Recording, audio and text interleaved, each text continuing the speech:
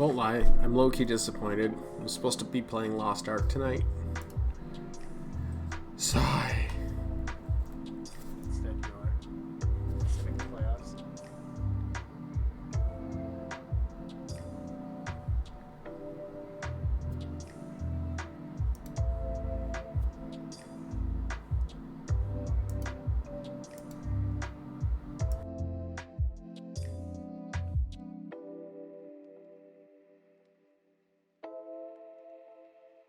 It be like that sometimes. Wasn't exactly planning on this myself.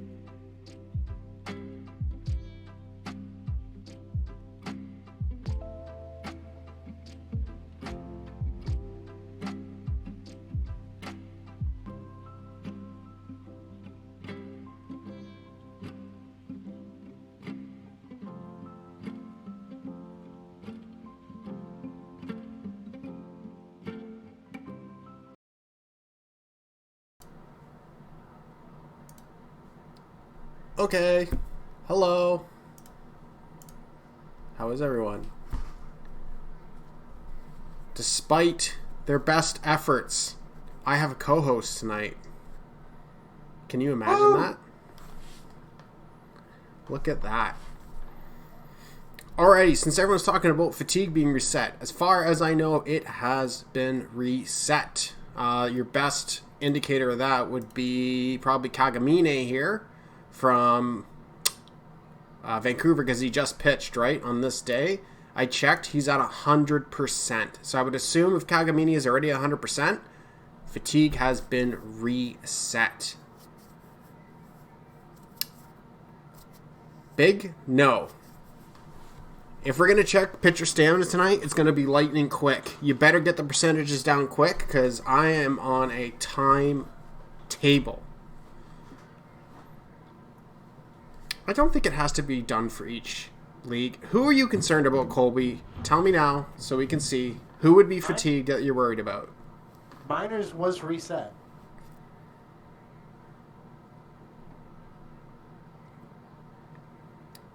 Bears? Who would be tired on the Bears if it wasn't reset? Marvel? They're 100%. Old Kit Catcher? 100%. B.A. Dickey. Could you believe it? 100%. 100% of the time works every time. Alrighty. So, we're going to start with the minors. This is going to be a bit dicey because if the minors ends early, which it probably will, I'm going to have to go and delete games. So we will have to black out the screen at some point while I go do that because that's fun. Also, I guess the main thing is who do we want to watch first? We got the Bears and Hepcats, Kingpins, and Firehawks. And by watch first, I mean I'm just kidding. Because it's a best of 5, we're going to quick play the first game. We're not watching it until it's elimination games. Ooh! Tricked ya. Gotcha. Alright, so we can get this underway. We'll do a quick play first. I got to double check the majors, make sure that they generate, because right now they are not but we'll get this going. Game 1 is going to be taken by the Hepcats. 6-1 is your final on 10 hits. You got a 3-hit game out of Honda in the losing cause. A couple multi-hit games here for Factors, Ethos, and TGP, who actually had 3 RBIs as well. Loss is going to go to Marvel as Bear gets the W. Oddly enough, that Pico Bear beats the Brew City Bears. Player of the game is Pico Bear. You want to take this one, sir? Sure. As the Kingpins beat the Firehawks 4-2 in California in Game 1. Shorzy, in a real name, getting a couple of hits. 3 for Thompson for the Bears. 8 hits on the California side. Stubby McGuire leading the way with 2 of his own. Chicago doing their damage late, scoring 3 in the 7th to take the lead. If you want to scroll down to show me the pitching, Mick Pitchy Face going 6 2/3, getting the win for Chicago. Mrs. Dirk matching the 6 2/3, but taking the loss for California. Beckett, the blown save. Sad face. Okay, I was trying to avoid not using headphones, but I guess I do, because we got some echo going on here, so. Is Dirk that low? I can bump him up a little bit if you would like. Yeah, you probably want to turn me up about as much as you can. All right, try again. How's that? Is that any better? Is that better, folks? Or is he still low? Okay, cool. Cool. Very cool. All right, so Kingpins, Hepcats are going to take day 1. Majors was that game 109. So we're going to move forward. Okay. Just double check. There is no Majors games yet. Okay, they're auto-generated. So that's good. Okay. So back to the minors. Another quick sim day as we get through this. And Bears are going to get revenge on the Hepcats as they do a switcheroo and take this one 6-1 on 15 hits. Top of the line at putting in work for the Brew City Bears. You got a bunch of 3-hit games there from Guessford, Frankenstero, and Inoue. Moving down to pitching, catcher is going to get the W, strong 6 innings, as Pliskin is only going to last 3 before getting the hook. Player of the game is catcher. All right, and then California ties it up as well, winning 5-2, out-hitting Chicago 10-7. 2 hits for Thompson and Doof. And Applegate on the Chicago side, 3-hit day for Stern and Larson in California. Checking the pitchers, we have Kaswi taking the loss for Chicago, Gordon with the win, Beckett coming back, redeeming themselves, getting the save. James Gordon, your player of the game, this one for California. So right away, our stream, we lose 2 of the maximum games that we could have to watch, so that's good as both series tie. Alrighty, just double checking. No majors today, so we will push on forward. No minors today. Switch out.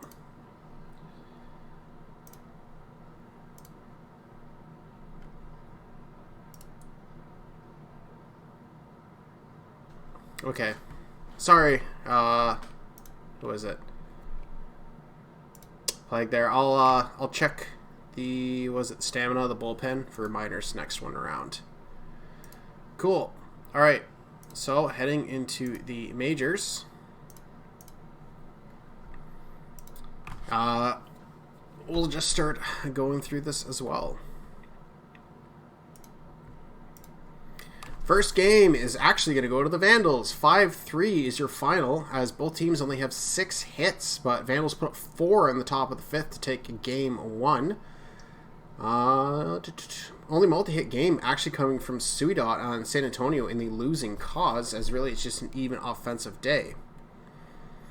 DeFerrari will get the W, as King George III takes the L, only lasting 5 innings. Player of the game is Matty DeFerrari.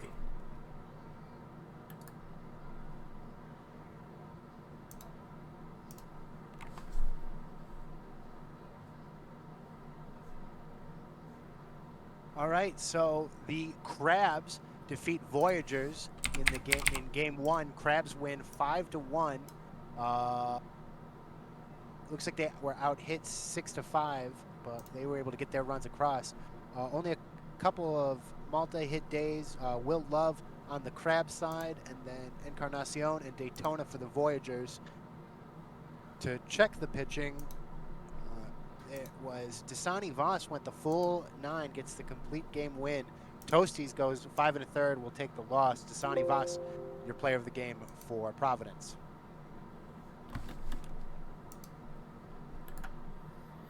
All right, next up is Seattle versus Indianapolis. And Seattle's going to take game 1 as they win this one 5-3 on 8 hits. Malott having a big game, going 3 for 3 with no ribbies to show for the cause, as that's going to come from the bottom of the lineup. Parmley 3 for 4 with 2 RBIs in the losing cause. Daniel Sullivan gets the W, as Bolanos gets the L. Player of the game is Danny Sullivan.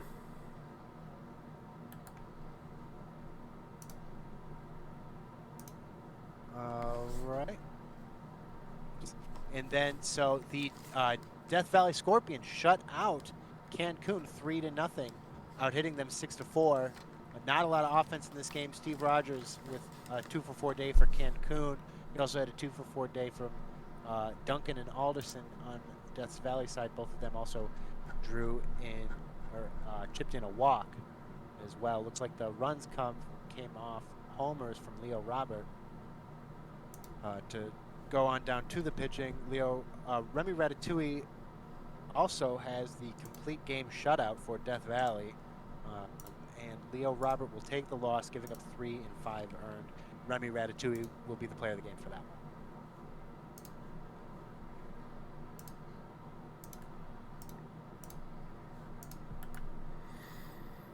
Sorry, I'm also kind of jumping around here because you're like so super quiet even on my headphones, so I'm just trying to figure out why that is, but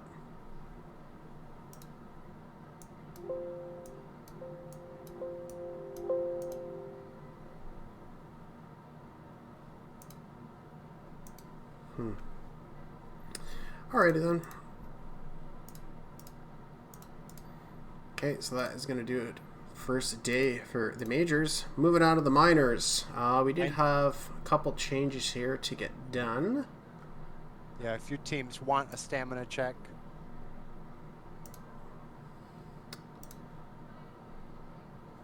Kingpins, bullpen stamina. Paul Van Jr., 79%. Sayosi, 93. Mitch, 61. Schumacher, 100. Kingpin, 100. Your best bet's probably just to go into pitching. Would you not think? Oh yeah, I guess so. Yeah.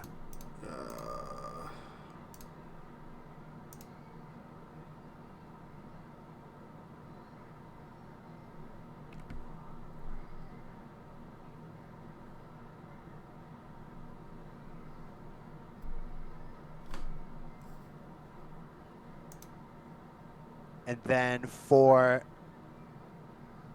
the Bears, they were looking for a stamina check, and they had a couple of changes as well.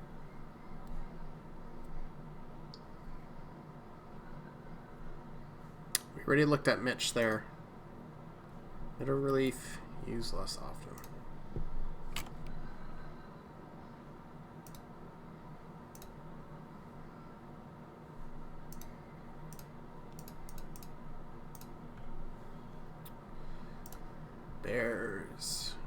Flip, Dusty Stradley, and Scott Guessford.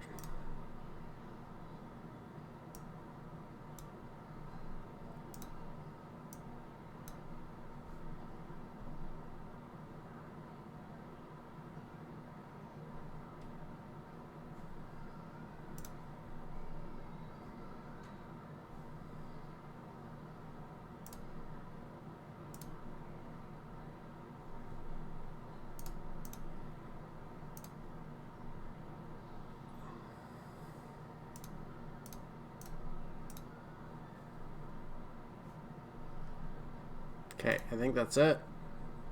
I would like to see my own stamina if you wouldn't mind checking the Firehawks. Just the pitch-in tab.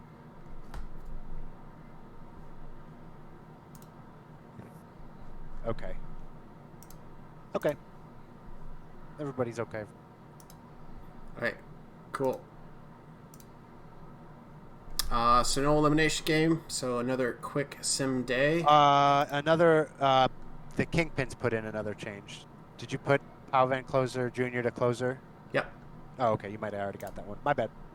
Yep, I got that one. Alrighty.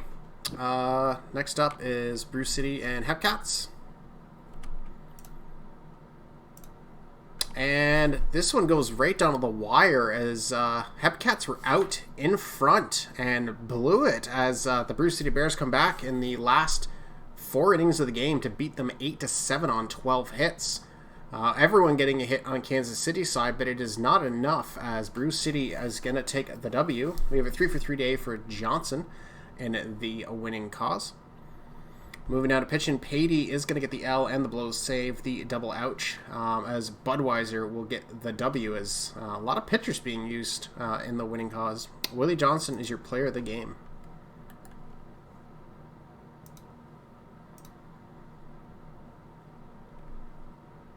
All right, and Chicago wins Game 3.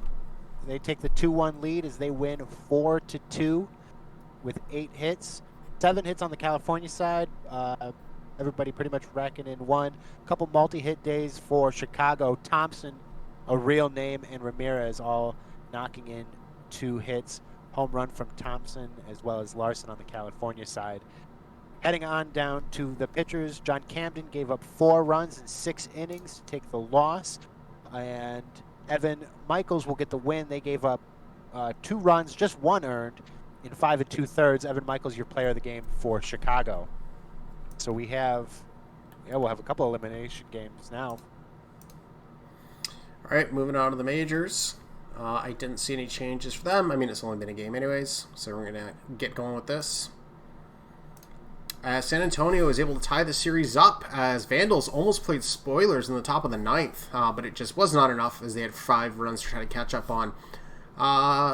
King going 1 for 3 RBIs in the losing cause. Trevor Knight doing work at the top of the lineup, 3 for 4 with 1 RBI for their cause, and a 3 for 4 day for Sneck at the bottom of the lineup. Loss is going to go to Takahashi as the win will go to Greer on San Antonio's side. Wow, getting a nice 8 innings in there. Player of the game is Billy Greer.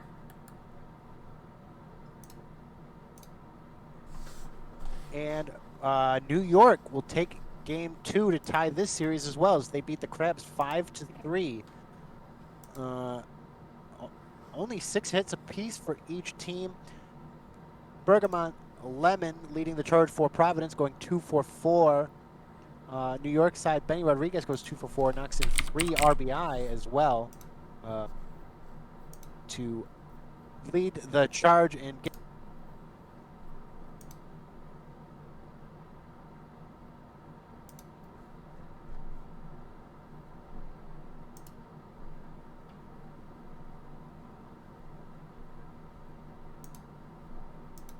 Five scoreless, and O'Sullivan came in for a 2-inning save and relief. Pax Abadir, New York starting pitcher and player of the game.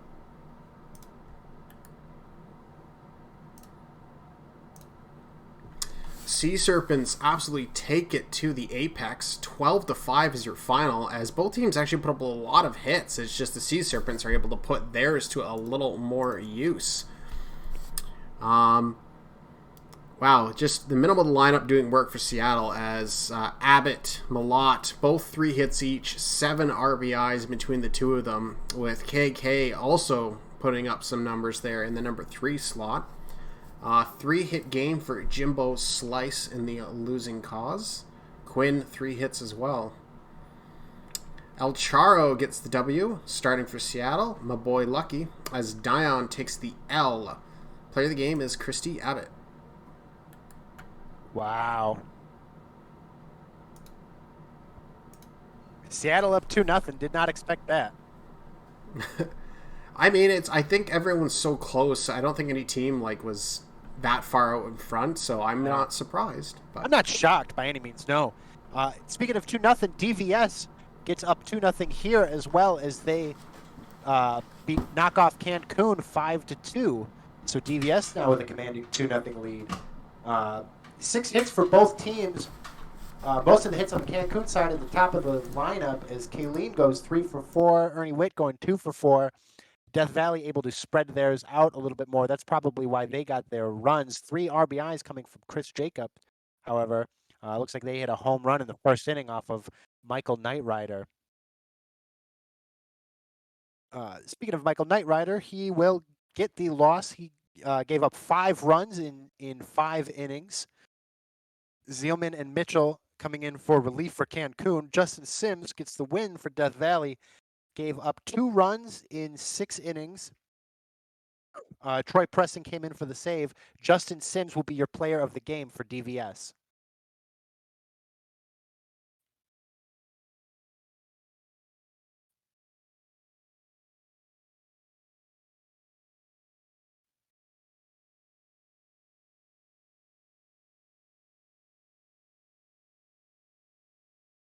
all right, I'm having some technical difficulties here. I do not know why, but I think my headphones have died on me, so just give me 2 seconds here. Oh no!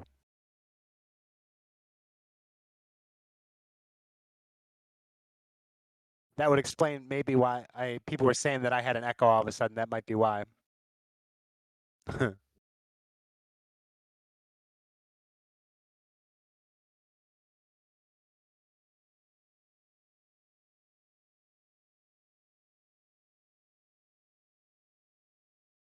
No, Stern, game not froze.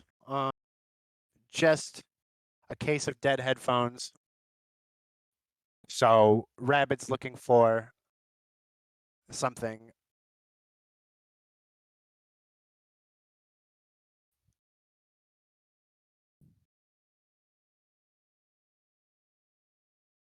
Speaking of, no, never mind. I shouldn't talk about muting Miz.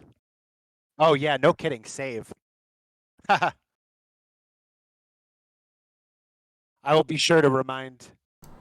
Okay, I think we're better now. For some reason, my aux on the top of my PC does not seem to want to work, but it's working through my speakers, so sure. Whatever. All right, well, welcome back. Yeah, okay. All right, what do we got here? Yeah, so we've got a bunch of stuff. I can read it off to you pretty much. The Bears wanted to see their stamina, and they wanted to see Dickey's. You actually click on Dickey's profile to see his relief pitcher stamina.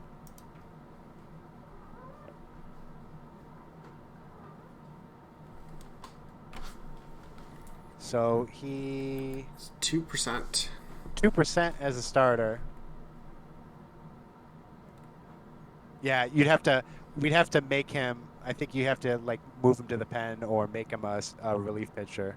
Okay, you should probably leave him though. So Budweiser or Winnie the Paps, do you want it as middle relief?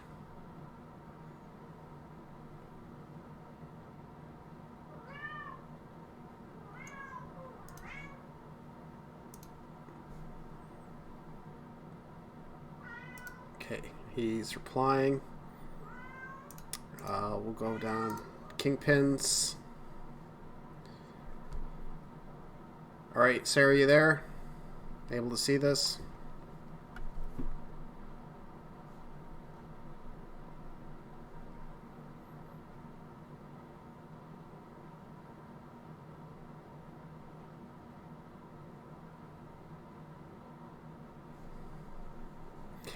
Ba-da-ba. Check Check- Kingpin. yeah. Why is the chat meowing? Oh, because Oh, Doug. because your cat. Yeah. Doug is chatting me up something fierce right now in the background. I just looked over to the chat. I saw 17 meows in a row. Yeah. He wants in the secret room. They said, "Give Doug pets" from Babs. Oh, don't worry, he gets lots of pets.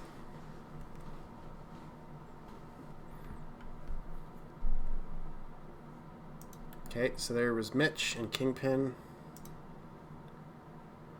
Let's set Winnie to middle relief. Ba-da-da.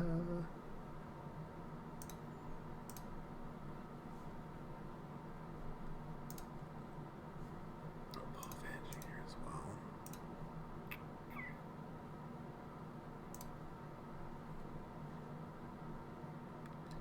Then move Kingpin to none specified.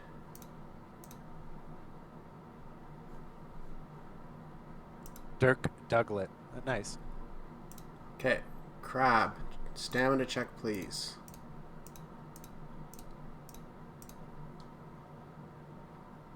Oh my god, I'm blind. Okay, sorry, you're up. I'm going to Death Valley after this, and then New York. Well, we're gonna play minors games. Why don't we just take care of the ones that are here, and then because we got a couple games to sim. It's okay. I think we're making okay time so far. Oh, sure, yeah. All right, sorry's not responding. I'm going to Death Valley next. Make sure to switch your lineups to away.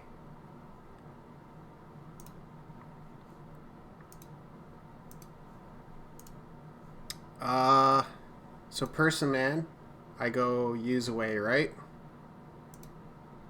Yes, well, that seemed to work. Do I have to do it for both? Probably.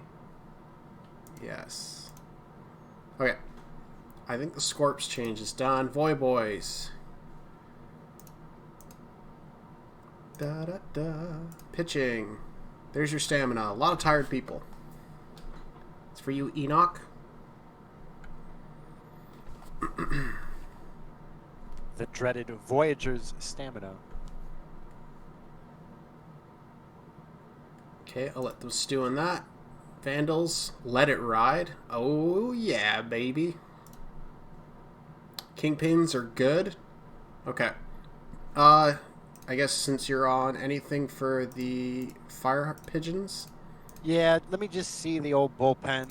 I probably won't have to make a move, but okay, yeah, everyone's okay. Just move. Just take Beckett to 8th and close. Beckett is... The stopper, right up at top. Keep him as a stopper. Just make him 8th and close. Okay. Thank you. Sorry is in chat. He said they're good. We good? Okay, Enoch said leave for now. Serpents. Bullpen changes.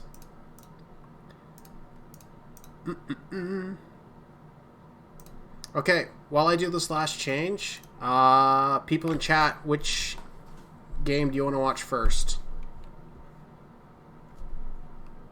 Who's Goozer and unspecified?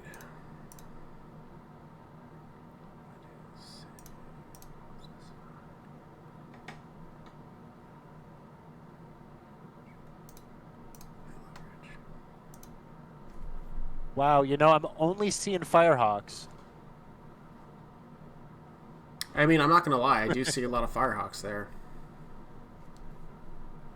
Or turn the game off and put Doug on stream. I think Doug's abandoned me again. Arya's down here. She's chilling on the bar behind me, sleeping on her blanket. Okay, I think that is good. If there's any other changes, I'm sure they will let me know. So first game up will be... We'll go Firehawks and Kingpins as the Firehawks try to stave off elimination. Woo! Now where is the most important thing here? Musha, you're not wrong. The stats? We Oh, have to- BNN. Yeah, turn BNN off. BNN off. Okay. Anything else people think I need to change besides ball size and players? I was going to say big players, tiny balls. Okay. BNN's off. We're all good. We all see it before I panic and we go, oh my god. And we'll get this going here. There was stat info for streamers on this. Let me find it. Where do we got it? It's actually, they have it actually in the playoff channel now with links at the bottom. It's really nice. Okay, cool. I've got it if you want me to go through it. Sure, have at her. All right, so they had the prediction there at who wins. I see it's actually up already. For notes, Chicago's been dominant against the Firehawks this season, going 9-3 again over 12 matchups. California has a .593 win percentage at home, better than their .537 on the road. We're playing this one on the road, so gulp. Kingpin's record on the road is subpar at .389. The stat guy said they think that they might have to fight an uphill battle coming down to an elimination game on the road. But that's where California is fighting right now. A couple of players that they have to note. Wayne Shorzy for Chicago, one of the fastest players in the minors with 76 stolen bases and leading the Kingpins in WAR, batting average, and RBI. Donnie Applegate, clutch hitter, boasting a .928 OPS in high leverage situations. Been in a slump with 6 hits in their last 41 at bats, however, coming into this sim. Mitch the T-Rex led the minors in saves and was hot coming into the sim.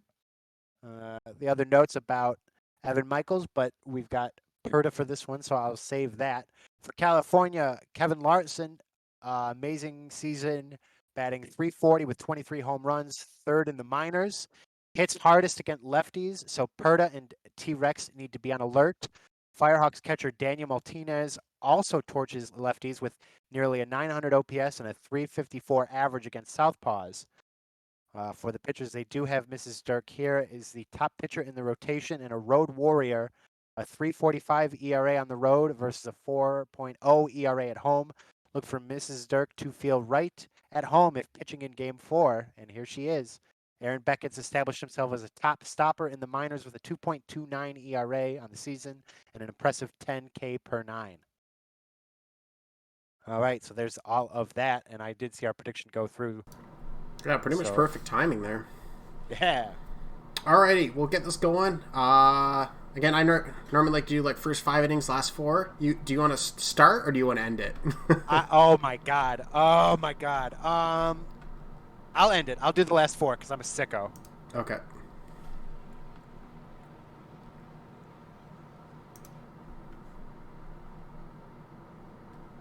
Alrighty, we're going to get ourselves going here. Brace yourselves. Firehawks first up at bat. Wow, we're going to start us off with the pitcher flashing a little bit of leather there, trying to get that NHL contract in the offseason. Single here will get McGuire on first. Larson steps up, and we got a double play ball, but they're just going to get the lead runner, so this inning is still alive. Nelson sneaks that by the third baseman. Keeps it going, 2 on, 2 out for Martinez. And he gets a good piece of it. That's going gap, and that's gone. 3-run blast. It looked like the Kingpins were out of the inning, and then the Firehawks were like, no bueno to that, as Martinez hits that one out of the park.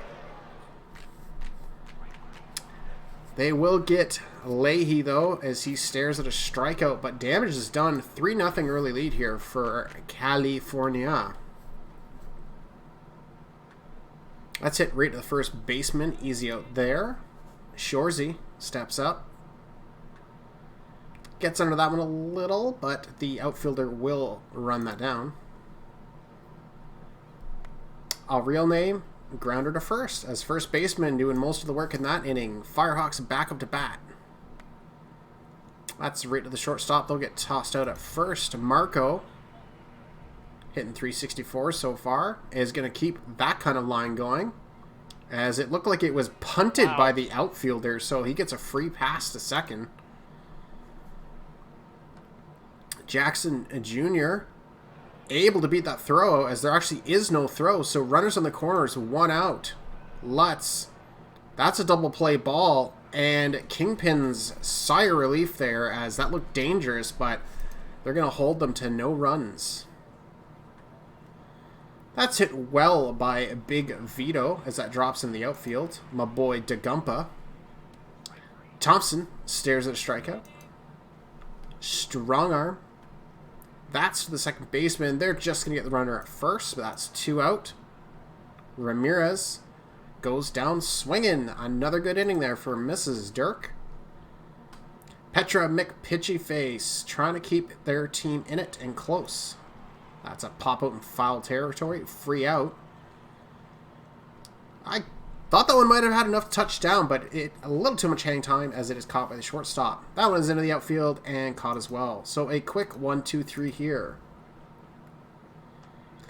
Kingpin's trying to get some offense going here, but a whiff by Bidoff is not going to help.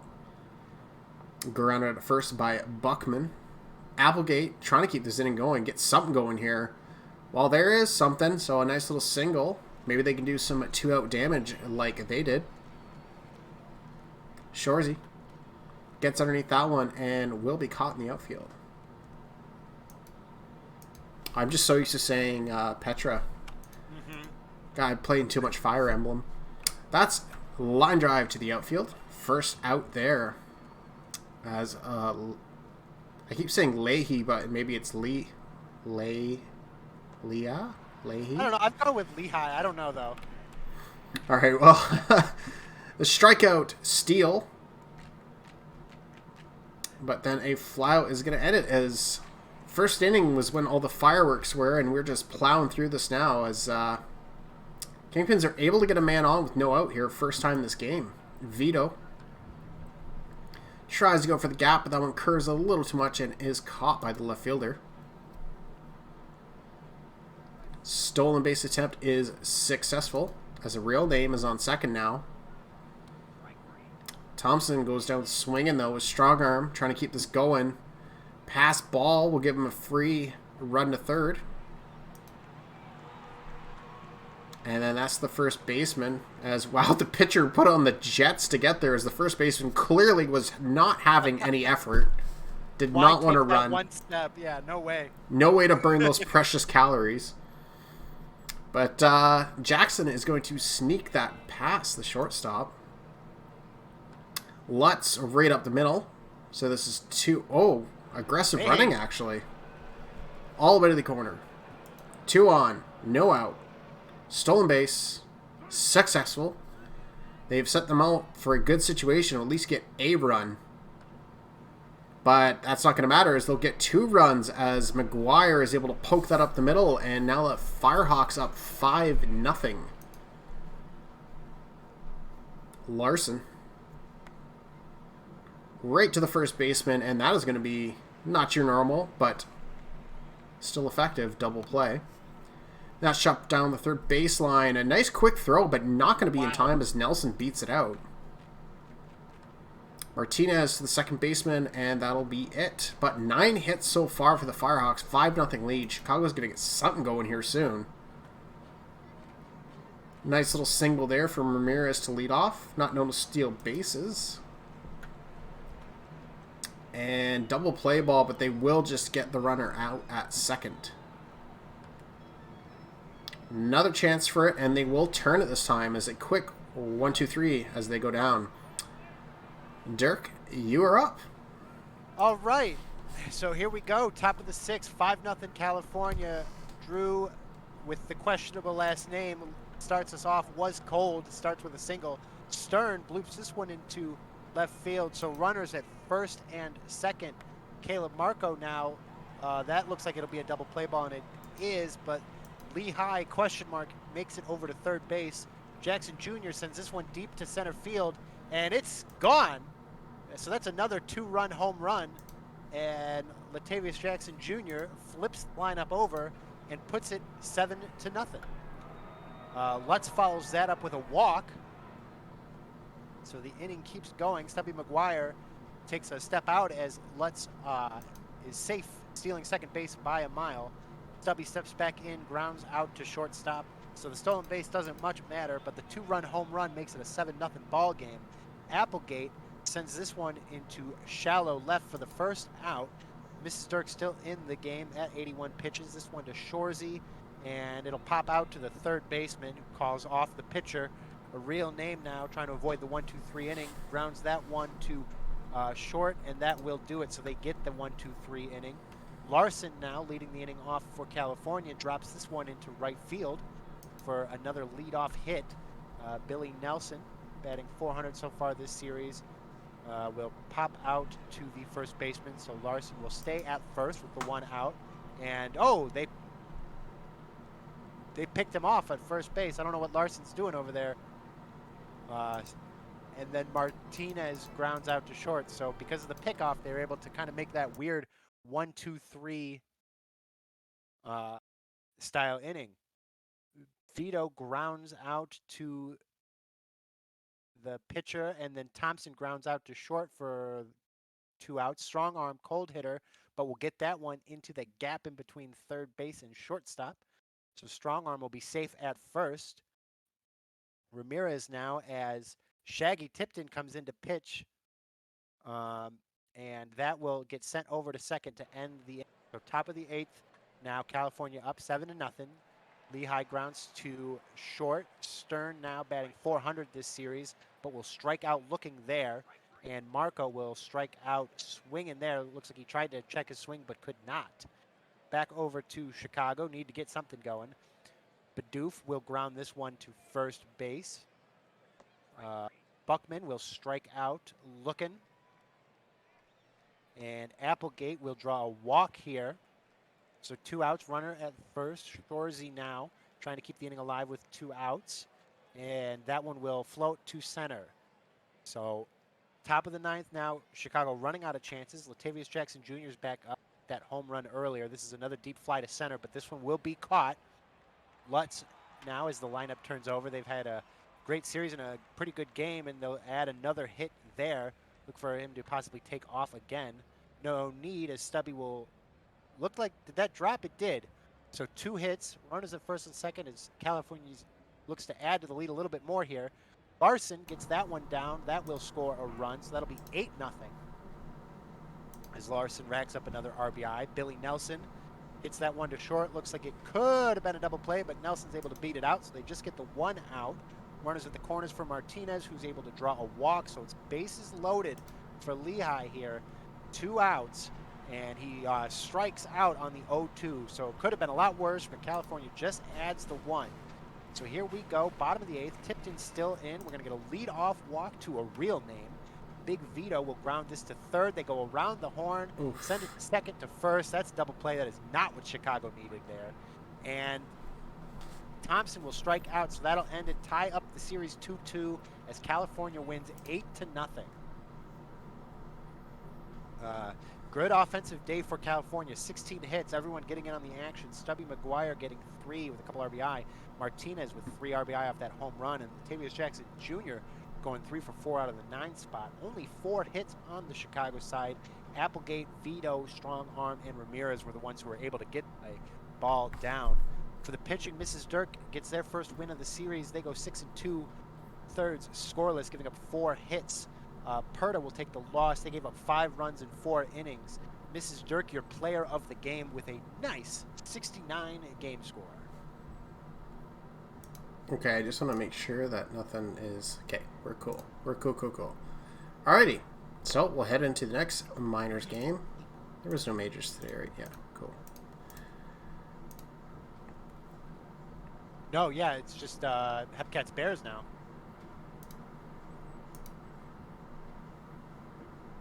And let me, I believe I can quickly find the...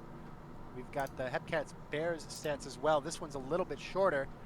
They also put the who wins for the prediction, and I see that is up. Finishing the year with a record of 58-50, fifth best in the minors, the Brew City Bears return to the playoffs against their rival, the Kansas City Hepcats. Offensively, the Bears lag behind, ninth in the minors. The team strives on their ability to put the ball in play as they are just second in strikeouts. On the other side of the ball, the team has excelled in their ability to prevent runs, and they have the second lowest ERA, leading the league in strikeouts thrown with 716. While not finishing atop the league in typical Hepcat fashion, Kansas City extends their playoff streak this season. While average in most team statistical categories, this team is no doubt led by star power. Park factors, catcher Neil Lavoie, pitcher Evan Heed, and pitcher Giuseppe Jones are some of the few players in the minors with 3 or more WAR. Notes for the players: the duo of Dusty Stradley and J.R. Frankenstero combined for 8.7 WAR on the Hepcats, third best of any 2 players on the same team. Park Factors was on a 10-game hitting streak heading into the postseason. And in their last start against the Hepcats, Brew City ace Wendy Marvell went 6 innings, allowing 1 run, 6 hits, and a walk. Obviously, I think the first start in this series did not go well for Wendy. And then the last start against the Bears, Evan Heed, not in this game. This game we've got to go Bear, but Evan Heed went 5 2/3 scoreless, or 5 2/3, allowed 5 runs, 9 hits, and 2 walks. All right, perfect. So bet's still open, but we like to live dangerously, so we'll get this started. Sure. All right, I know you just talked, but you want to start this one? Or? Yeah, I can start this one. That's fine. Okay. Give me a break once it's all said and done. So we are leading it off with Cole Seltzer in those beautiful red and orange Kansas City Hepcats Firehawk-looking jerseys. As Seltzer strikes out, Lavoie will ground to first base, and Kane now will strike out looking. So the 1-2-3 inning there from Wendy Marvell. Dusty Stradley leading it off for Brew City. This Pico Bear sends it in. Stradley will get this one down in front of the center fielder, so a leadoff hit for the Bears. Frankenstero, now the third baseman, hitting .357 this series, will ground out to short, and they whip it right around for a quick double play, so that'll erase the base runner. Martin Honda looks to salvage the inning, but sends that one back to short as well. So build it yourself, 1-2-3 inning for Pico Bear there. Marvell back on the mound will get Park Factors to pop out. Gage now hitting .364 this series, and that ball's gone. That ball is out of there as the Hepcats grab a 1-0 lead. That one went 427 feet, but it looked like it left at about 200 miles per hour. Ethos now, the DH for Kansas City, will follow that up with a walk on a full count. So Wendy Marvell maybe a little bit rattled here. Sile sends this one to first. Can't get it back, but they do get the fielder's choice at second base. TGP strikes out looking. So they just get the 1 run off the homer there. Nothing after it. Pico Bear back on the mound. This grounder back to them. They send it to first to retire Gusford. Inoue will ground out as well, and then Vacaran, the cold-hitting catcher for the Bears, will ground out to third base. So everything staying low. 1-2-3 inning there. Raffi will get this one down in right field. So another leadoff hit for Kansas City as they will turn over the lineup, but Seltzer will ground into a real quick double play. So 2 outs as well, but Lavoie follows it up with another hit into right field, so they get that base runner back. Kane looking to see if he can do anything with it, but he'll ground it right to Conradio to end the top of the third. Bottom of the third now, Bears still down 1-0 as Johnson grounds this one to third base. Conradio now ground this one to second, and David Ortiz, the third cold-hitting first baseman for the Bears, skies this one, but it looks like it will be caught. Too much up, not enough out. So 1-2-3 inning for the Bears there. Top of the fourth, Park Factors able to draw a full count walk. That is the second of the game, I believe, for Wendy Marvell. Wendy Marvell, boy, that one's going deep in left field, but he's not able to get out, but a rare tag up from first to second as Park Factors is able to advance. And it's going to matter because Ethos is going to be able to get him home there on this single into shallow center field. So now Kansas City's up 2-0 with the runner at first, and there's Etho running. He'll be safe. Sailor will step back into the batter's box, send this one deep into center field. Another sac fly opportunity. So runner at the third for the hot-hitting TGP, who was hitting .636 this series, if I'm seeing that right, but struck out, so I guess it didn't matter. Bottom of the fourth, Stradley will strike out as well to lead that off. Frankenstero now following up that, strikes out. That is just the second. Just these two are the only strikeouts on the day for Pico Bear. Martin Honda gets this one over the first baseman's head. So another 2-out hit, but they got to be able to do something with it. Honda's running safe, and the second baseman bobbles the throw. So Honda's able to advance to third. So now they've got a runner 90 feet away, and Gusford's going to get this down in center field, so they will be able to cut the lead in half.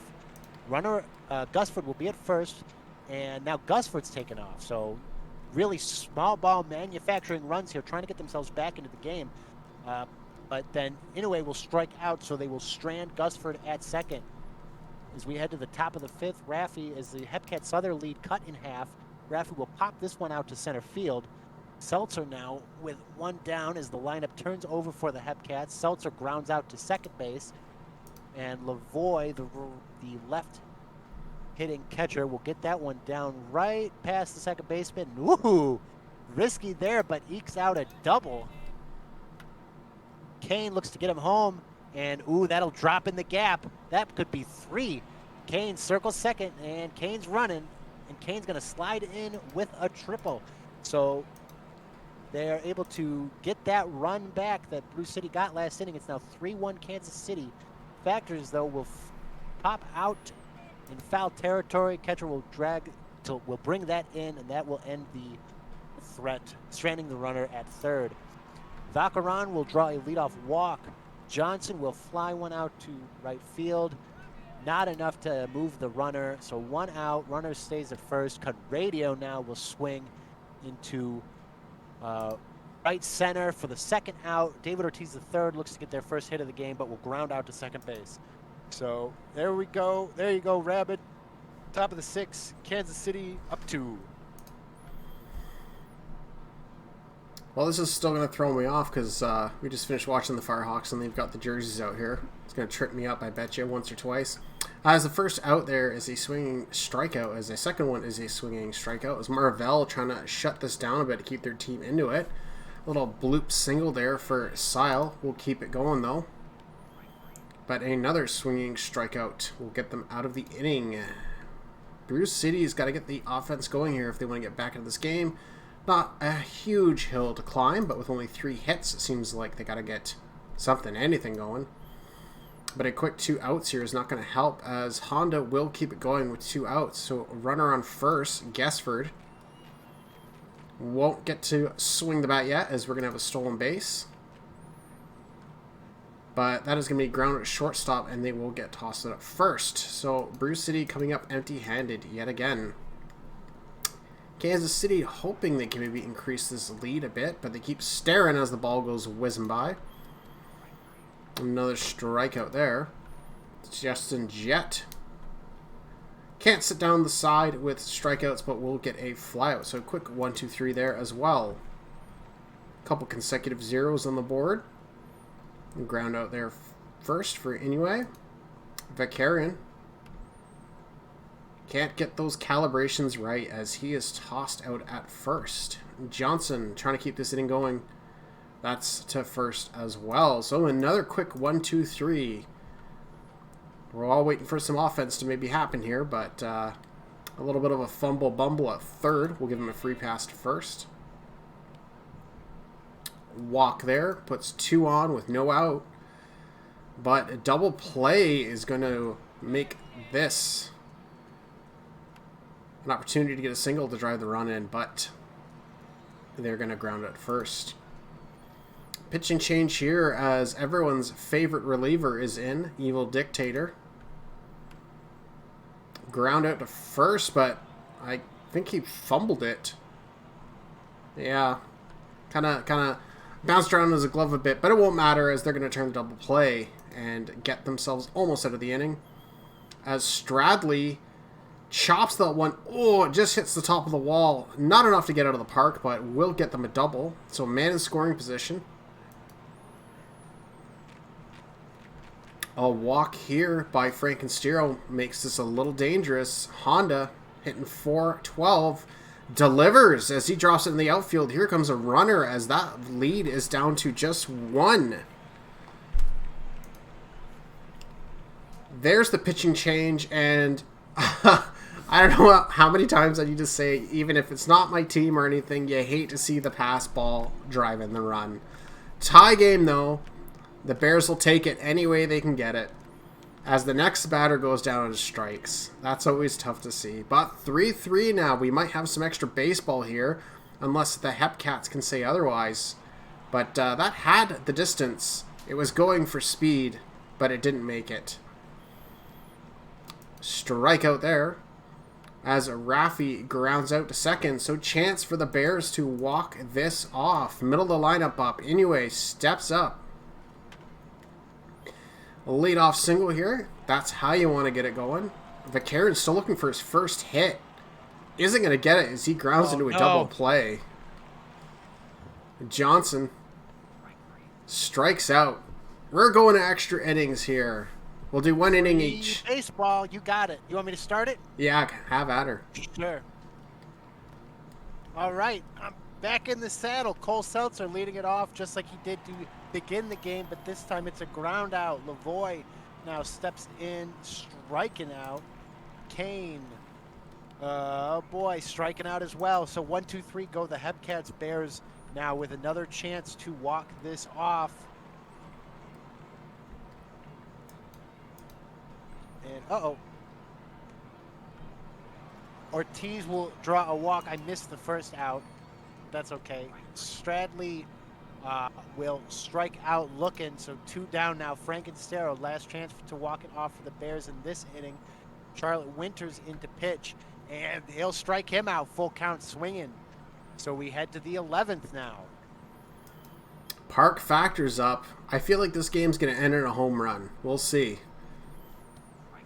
He's going to stare at a strikeout as the Ks are piling up for both teams here. Gage sneaks that one between the first and second baseman to get on a first. Ethos gets a piece of that one as maybe I'm going to be wrong. We're looking like we have some small ball going on here. Sile goes down swinging. Chance for TGP to still put this home. But he's going to give them a freebie behind the plate. Brew City staying alive. Honda. Second baseman wanted to go for a jog for that one. There's your first out. Gessford is able to hold the bat as they draw a walk. Anyway, that is high, but not very deep, as that'll be run down in center field. 2 outs now. Can Vakarin break the 0 streak? He cannot. Another set of zeros on the board. We're heading to 12. Oh, boy. Raffi now leading off the 12th for Kansas City. We'll get that one to right field, but that'll get caught for a quick first out. Deli to Dendex pitching strong here. Wow, what a play by the third baseman. Oh, and he beats out the throw anyway. Great play and throw by Frankensteero, but Seltzer beats it out, too determined. Lavoie hit that one deep, and a great play in center field. Is able to get that out. Kane, though, gets this one down, and no good defense is stopping that one. So now the go-ahead run, 90 feet away, 2 outs, and Park Factors struck out as Deli to Dendex steps up big there. Kansas City, they had their chance there. That might hurt. Johnson leading it off for the Bears, grounds out to the third baseman. It's the bottom of the lineup for Brew City, so KC might be able to get out of this clean. Conradio grounding out to third baseman.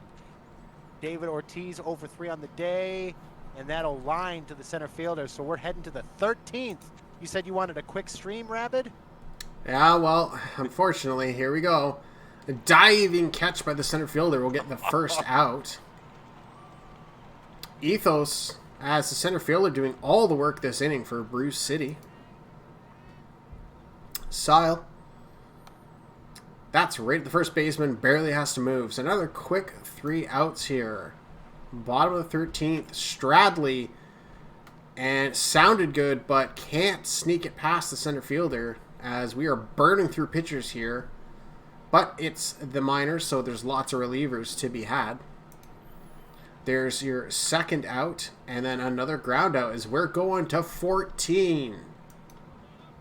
The rare 14th inning stretch. TGP leading it off for Kansas City, and that looks like that will be caught in shallow center, and it is. Raffy currently 1 for 5 on the day. Oh, mama! Make it 2 for 6 with a big one as Kansas City takes a lead there, and the Boo Birds come out. Kansas City up 4-3 now here in the top of the 14th as the lineup flips over for Kansas City. Seltzer almost looked like it was going to go back-to-back for a second, but it dropped. Seltzer's going to hustle on to third. So a home run and then a triple. KC could really cause some damage here. Lavoie, that might be enough to score the runner deep into left field. Wow.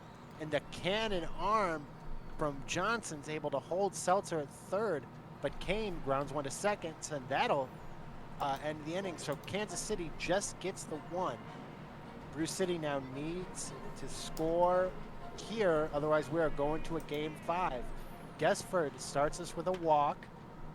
Anyway, grounds it back to the third baseman, or first baseman. They'll get the fielder's choice at second, so just the one. Vaccaran 0 for 4, gets their first hit of the game and a clutch time to do it. Bears now runners at the corners, 1 out for Willie Johnson. You saw the cannon arm in the outfield. This might be enough to tie the game back because that one's deep into right field, and it does. So 2 outs. We're tied again here in the 14th. Cund Radio, we got a new pitcher, Jose 43, going against Cund Radio's 0 for 5 this game. Oh, looks like it's going to be 0 for 6, and they catch it. So we're going to the 15th inning. 4-4 now as both teams score. This is the game that never ends. There's no quick stream for to end. As there's a ground out at first, there's your first out. Gage steps up. That's going to the outfield, so there's a single. Another single back in the outfield here as aggressive running is going to send the runner to third. So runners in the corner. Sack fly will get the run home as the infield is in. But they're going to sneak it by as there's the lead back. But aggressive running is going to get the runner tagged out at third. So 2 outs now. Runner on second. Pop out will get them out. But 5-4 lead for Kansas City. Bottom of the lineup for Bruce City up. Ortiz the third. Goes down swinging. Stradley.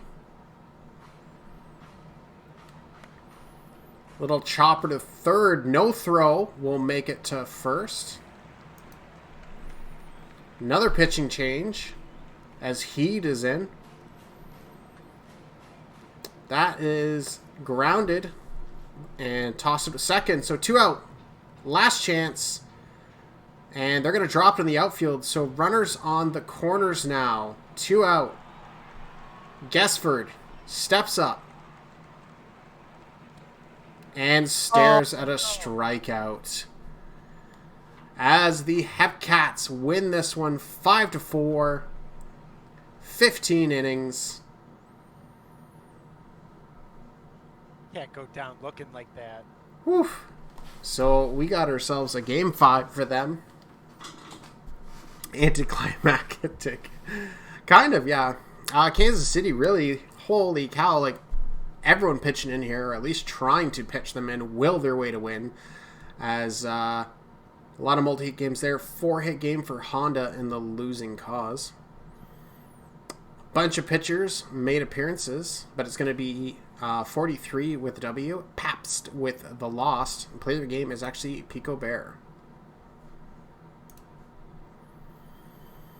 All right, so much for a short stream as we got 2 game 5s coming up for the minors. we can push ourselves ahead.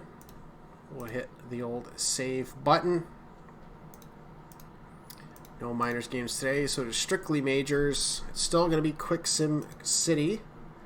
We have a lot of, before you do, we do have a good amount of team thingies. Do we? The other one I see is... Maybe not. I saw them lit up, but... Nope, never mind. Yeah, I just saw a bunch lit up, but it was all good. Okay, so there's no majors changes. I think they were all made. I'll just kind of last call to everyone.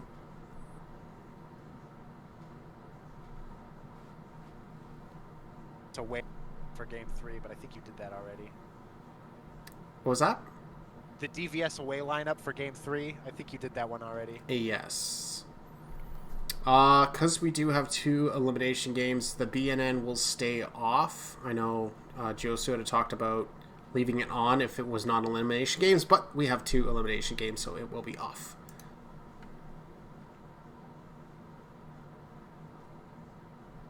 Show one of the game with BNN off, the next one with BNN on. Okay. Yeah. Okay, I get it. Yeah, I get what you're saying, Enoch. Makes sense. Okay, I don't think there's any other changes. So what do people want to see first? We want to see Apex and Sea Serpents, or do we want to see Death Valley and Toros?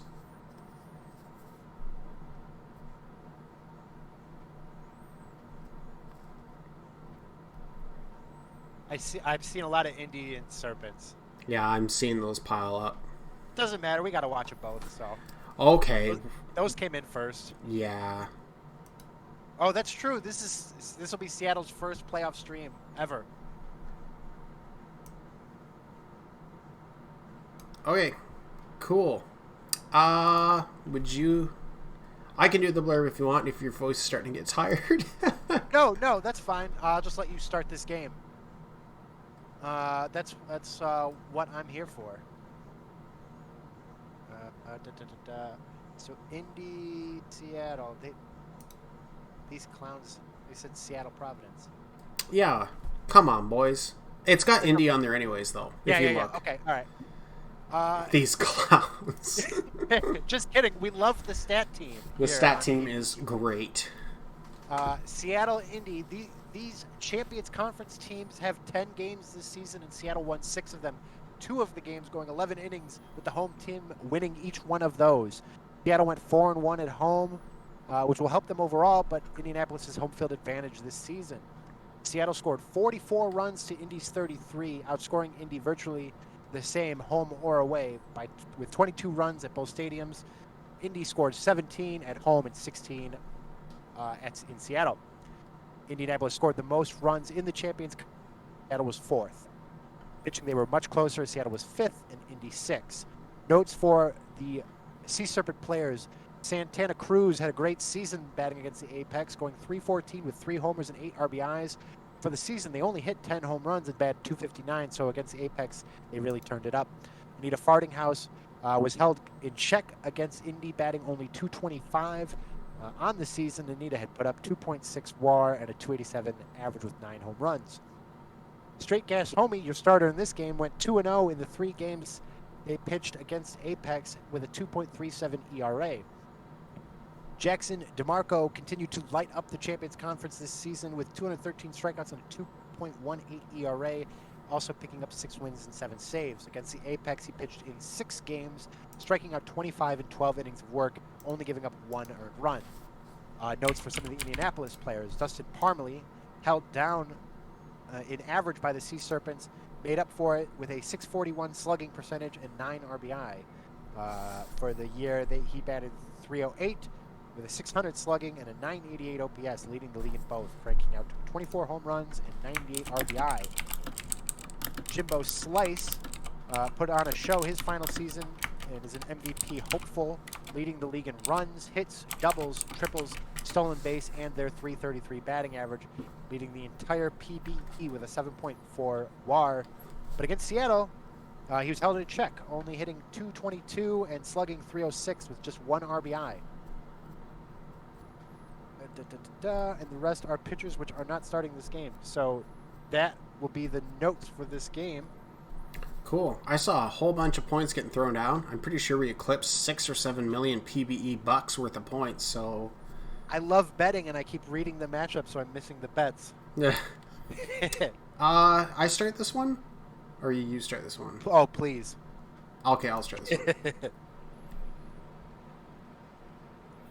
All right, we'll get ourselves going. Look at those jerseys. Beautiful Indy in small text right in the middle. The I isn't even capitalized. But they're going to get us off. Whoa, no!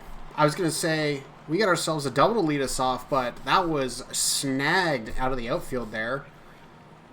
So there's your first out. Second out. Hey, Beebs. Thanks for the prime. You're the best. Another swinging strikeout there as Straight Gas Homie gets out of the inning. No harm, no foul. Sea Serpents step up to bat. Farting House goes down swinging. Cruz gets a piece of it, but will be a fly out to the outfield. Creepo Kratzov grounds out to the second baseman. Will be tossed out at first. And both teams, 1, 2, 3, as they get through. Dustin Parmley hitting 700. He's going to keep it going here as he punches that one up the middle and gets himself a single to lead us off. Nerf, be a big man on campus, please. Zach Mouse stares at a strikeout.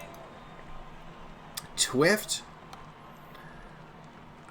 tried to go for the gap there, but just couldn't get it to curve enough as that will be caught. And then grounded at first as Parmalee, after a leadoff single, will be stranded. Abbott steps up, middle of the lineup coming up. Sports fan, I'm going to pronounce it however I want, and you're going to like it. Strikeout there. Malott steps up. Well, there's a ground out there up the middle, but will be tossed out at first. Sloss Seiko, as that one's sailing and will be caught just shy of the warning track. That's it hard into the corner. There's your first extra base hit as Jody Quinn gets himself a double. Bend over. That one's got some hang time, but will be caught. Wow. Unorthodox tag up, but I bet you they'll take it. Swing and strikeout by Wander Franco. Are they going to leave the man stranded on third? Yes, is the answer to that. And unfortunately for Indy, as they go down. Seattle still looking for their first hit as Dogwood Maple is picking them apart so far. As another ground out there. And then another flyout as Seattle still looking for their first playoff hit on stream. That's hit up the middle, but a nice diving catch will take that away as Cruz lays out for that one. Straight Gas Homie did not like Parmley getting a hit on him, so he beans him. Then that's going to be a little hurtful as we now have 2 on, 1 out. And another one drops, so we got bases loaded.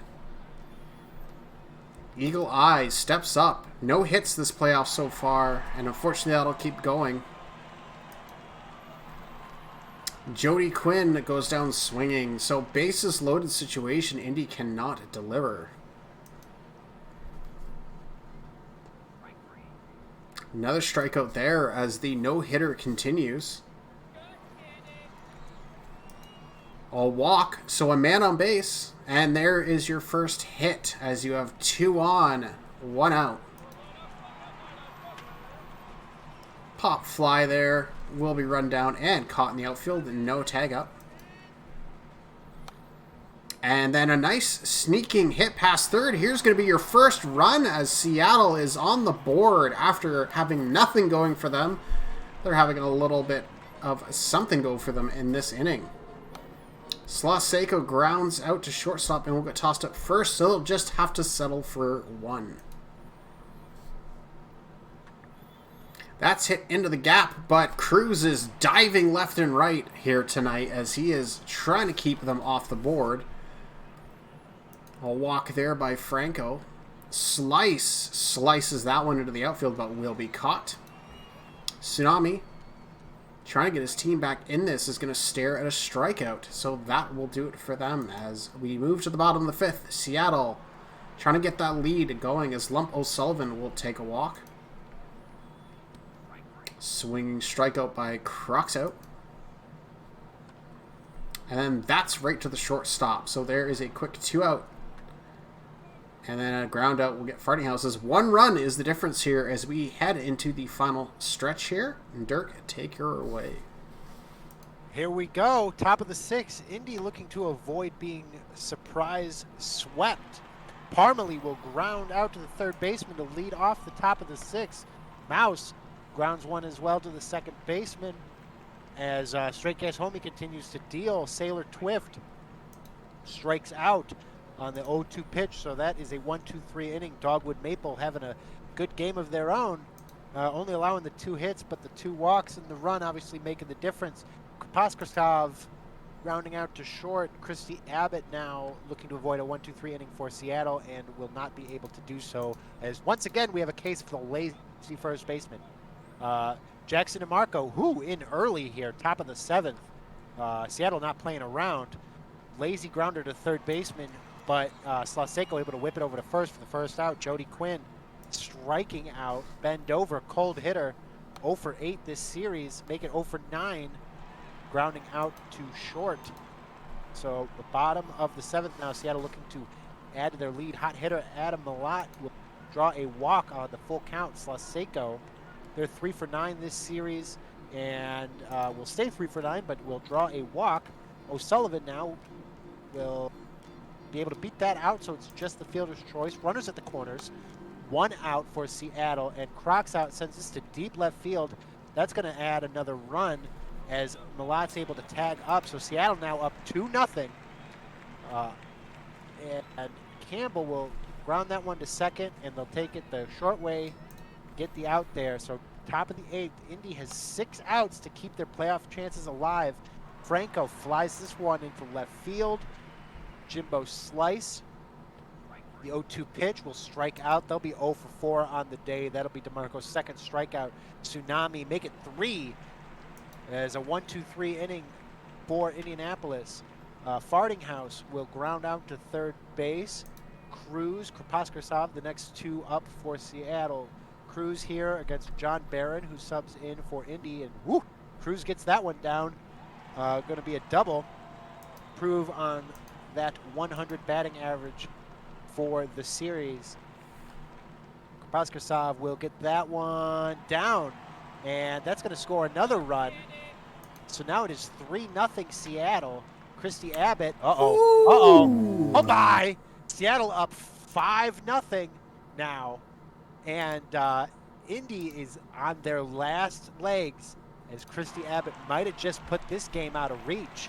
Hot hitting Malott, 7 for 10 this series, my goodness, but will strike out. Couldn't get the bat off their back for that one. Slaseco lines that one down right field.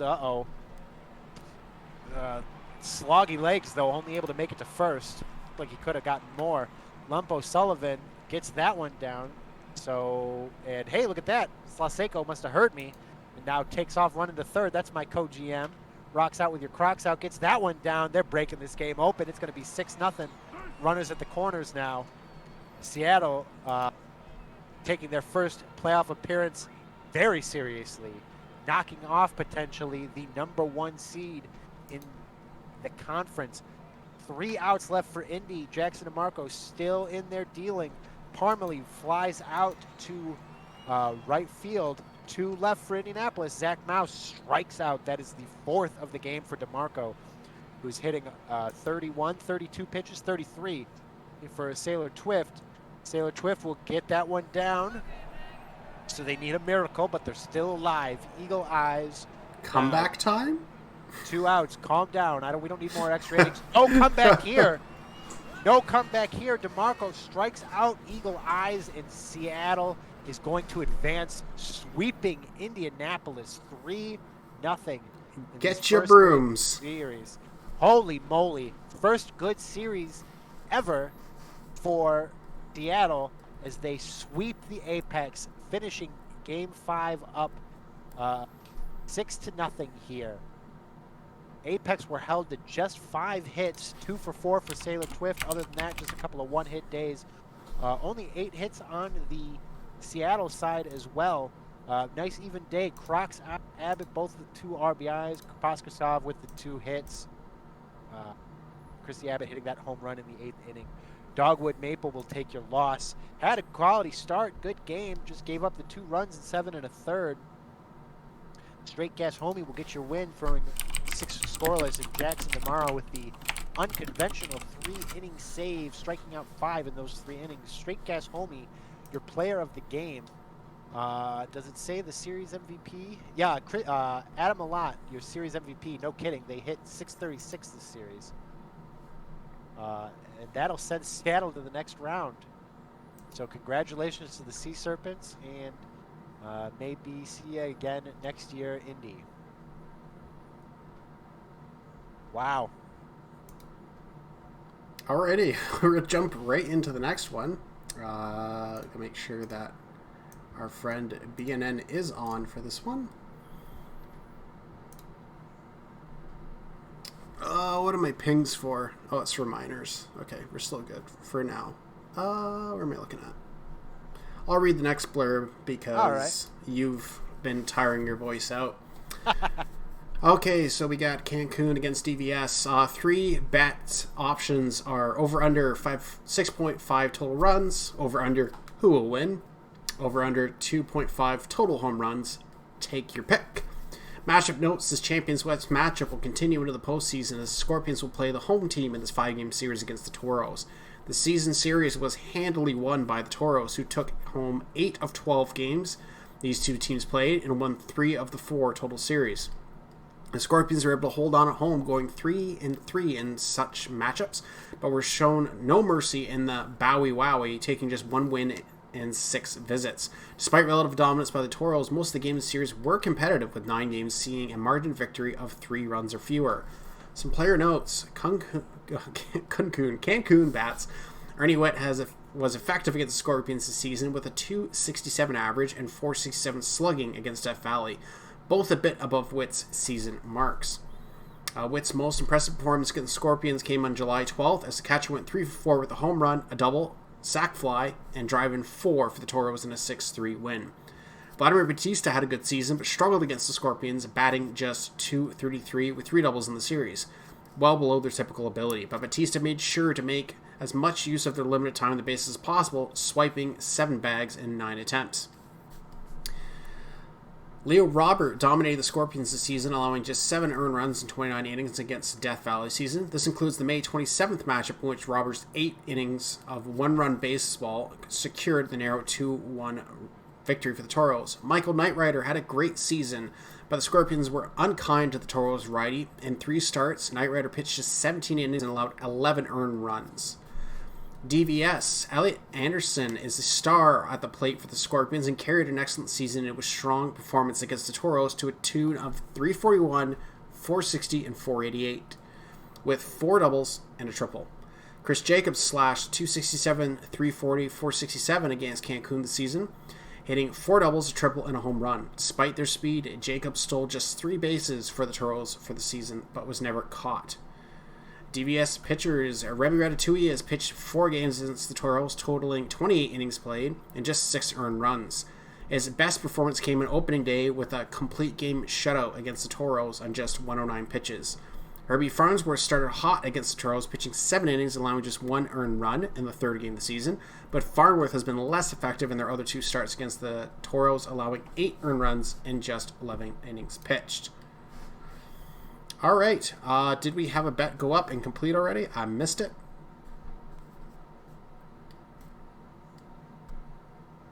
I'm assuming no. Oh, sorry, I muted. Yes, we did. Okay, yes. Cool. All right, so we'll get this started. Do you want to start this one off? I can start it again. I don't mind. I don't care either way. Up to you. You just read this. You just read the prediction, so I can start this one. Okie dokie. So that means we will be leading it off with Tex Walker going up against Barry B. Benson.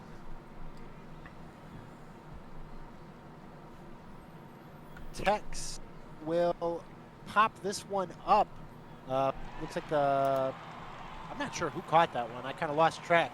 Matthew Edwards now will line this one in a diving basket catch out in left field. Great play by Hulkenvettel to take that hit away. Alderson will stay hot, get that one down, so keep the inning alive. Rodicus Scott will fly out to center field, so just the one hit, no damage there for DVS. Caden Colleen will lead it off for Cancun, and crack of the bat will get that one down. So Colleen will get that down. They're now hitting 555 on the series. Ernie Witt gets that one down as well for a double. Runners on second and third. Oh my goodness, what the heck? Okay. All right, so run scores for Cancun. Not at all sure what happened. I thought the play was over. I looked away for a second. Cancun's on the board. Vlad Batista scores, so not going well for DVS early here. They still don't have an out. Crack of the bat there by Steve Rogers, but that's going to get caught at the warning track, going to allow Ernie Witt to advance. So runners at the corners, one out. There goes Batista. He's safe by a mile. Runners at second and third now. Hulkenvettel steps back into the batter's box. Woo! Hoops that one just over the first baseman's head. Going to just score the one. So Cancun now up 2-0. Runners are going to stay at the corners for Crusher McCoy, who draws a walk. Herbie Farnsworth. Oh boy. Reel it in, buddy. Carter now gets it down. The base are going to not stay loaded because Cancun's going to put 2 on the board. It's going to be 4-0. Oh boy. Okay, so that's a double play ball, so that'll get him out of the inning. But Farnsworth gives up 4 runs in the bottom of the first to give Cancun an early lead here. Strike out there to lead us off. And another one by Mike Boss Jr. Barry B. Benson having a good start. Trevor Duncan now will ground out to first base, so that'll be a quick 1-2-3 inning for DVS. Not what they needed there. Wallaby Hickams grounds out to second. Kayleen just not quite able to beat that one out. Looked like they had a chance. Ernie Witt now will fly this one to right field, but it will be caught. So nothing doing there in the bottom of the second. Top of the third, will fly out for the first out. Jay Doctor flies that one out to left field. Tex Walker strikes out. So 1-2-3 inning for DVS as well. You get that early first inning offense and then everything dies down. Batista strikes out. Steve Rogers says, never mind, as America's third baseman gets that one down as he'll slide into second safely with the double. We're going to get the Cancun offense going once again. Hulkenvettel bloops that one to left field. Diving catch, incredible catch out there by Jay Doctor, takes that hit away. Crozier McCoy strikes out, so they just get the double, but Steve Rogers stranded at second. Top of the fourth now for Matthew Edwards, who rips that one down the line and left. Looking like that'll be 2. Edwards sliding into second. Elliot Alderson now going to try to move him along or score a run, but he looks like he'll be pitched around as he draws a walk on 4 pitches. Rodicus Scott striking out, so maybe that pitch around there working. Ooh, Chris Jacobs striking out 2. That's 5th of the game for Barry Benson. And then Mike Boss Jr. bounces it to short. So good choice there if that walk was a little more intentional than not, as they're able to get around the damage. Carter grounds out. Myth is going to, looks like, ground out as well. So back-to-back plays to the shortstop. Wallaby Hickams looks to salvage the inning, but can't get this one past the first baseman. So nothing but zeros since that eventful bottom of the first. Trevor Duncan flies this one out to left field. Now in the box with 1 out. Fly that one, line it really to center field. Jay Doctor 0 for 1 on the game. Looks like they'll be 0 for 2 as they fly that one. Oh my goodness, he dropped it. And Jay Doctor, with his head on a swivel, is able to keep on going and make it into second with the error. So now Jay Doctor in scoring position, but it won't matter as Tex Walker lines this one to first base to end the inning. Kayleen get that one down. That's in the gap. And Kayleen will stand up double there. So lead off hit for Cancun. Maybe they can get the scoring resumed. Ernie Witt, this will be shallow left, no chance to move the runner up. First out of the inning, Vlad Batista. Well, we'll get the runner to third at least with the grounder to second base. So Steve Rogers is a runner 90 feet away, but 2 outs, and this pop-up doesn't look like it'll do it, as that will end the bottom of the 5th. So nothing but zeros since that first inning, as DVS starts us off at the top of the 6th. Matthew Edwards getting us going here early as he puts a single up the middle there for DVS as they're trying to get it going. Alderson drops that one into the left field, so 2 on, no out. Good start here. Rodica Scott steps up and just able to bloop that over the second baseman's head. So bases loaded situation. Chris Jacob is able to get that by the third baseman. Here comes the second run. Just like that, the lead is cut in half. Still 2 runners on with no outs. Mike Bosch Jr. goes up the middle here as there's going to... Oh no, they hold the runner. So base is loaded for Duncan. Swinging strikeout, so double play is on the board possibly. Lots of A's, steps up, draws a walk. So you'll take that. 4-3 now. Toro's lead is vanishing quickly. Jay Doctor, they're going to throw the runner out at home, but can't get the runner at first, so we are still going here. As Finn Schultz is actually in the pitch. And a single is going to drive in 2 as Death Valley takes the lead. Don't think anyone saw this coming suddenly, as a 5 running top of the 6th has them out in front. Then Matthew Edwards gets under that one. That one is gone. 3-run blast. See ya! As Death Valley doubles up now on the lead. 8-4 now, and we are still going as Obi-Wan Kenobi steps in, and there's a walk as we're still going here. Erotica Scott gets a piece of that one, and that's gone. See you later. 2-run blast as no mercy now as someone has lit a fire under the Scorpions. 10-4 now. Series is 2-0 Death Valley, I believe. Yep. As Chris Jacob tries to put that one out of the park as well, but won't have enough. But my God, the damage is done now. We'll see if Cancun can answer. Try to keep their playoff hopes alive here. But a free out behind the plate as Huckenvittel fouls. McCoy goes down swinging. And then a ground out there. Not the way you want to answer an inning like that. So we'll see what's in store here for both teams. As Mike Bosch Jr. goes down swinging. Trevor Duncan hits that. Shortstop will get tossed out at first. And lots of A's gets beamed with it as Obi-Wan Kenobi did not like the look in his face. Jay Doctor goes up the middle. So runners in the corners, 2 outs. Top of the lineup, Tex Walker tries to do the same thing, but they will tag up on second and get them out of the inning. Quick look out of town scoreboards. Vancouver is up on San Antonio 10-5. As the Voyagers are up in Providence as both teams try to take the series lead. Pop fly there by Myth. Hickams stares at a strikeout as Farnsworth recovering nicely now.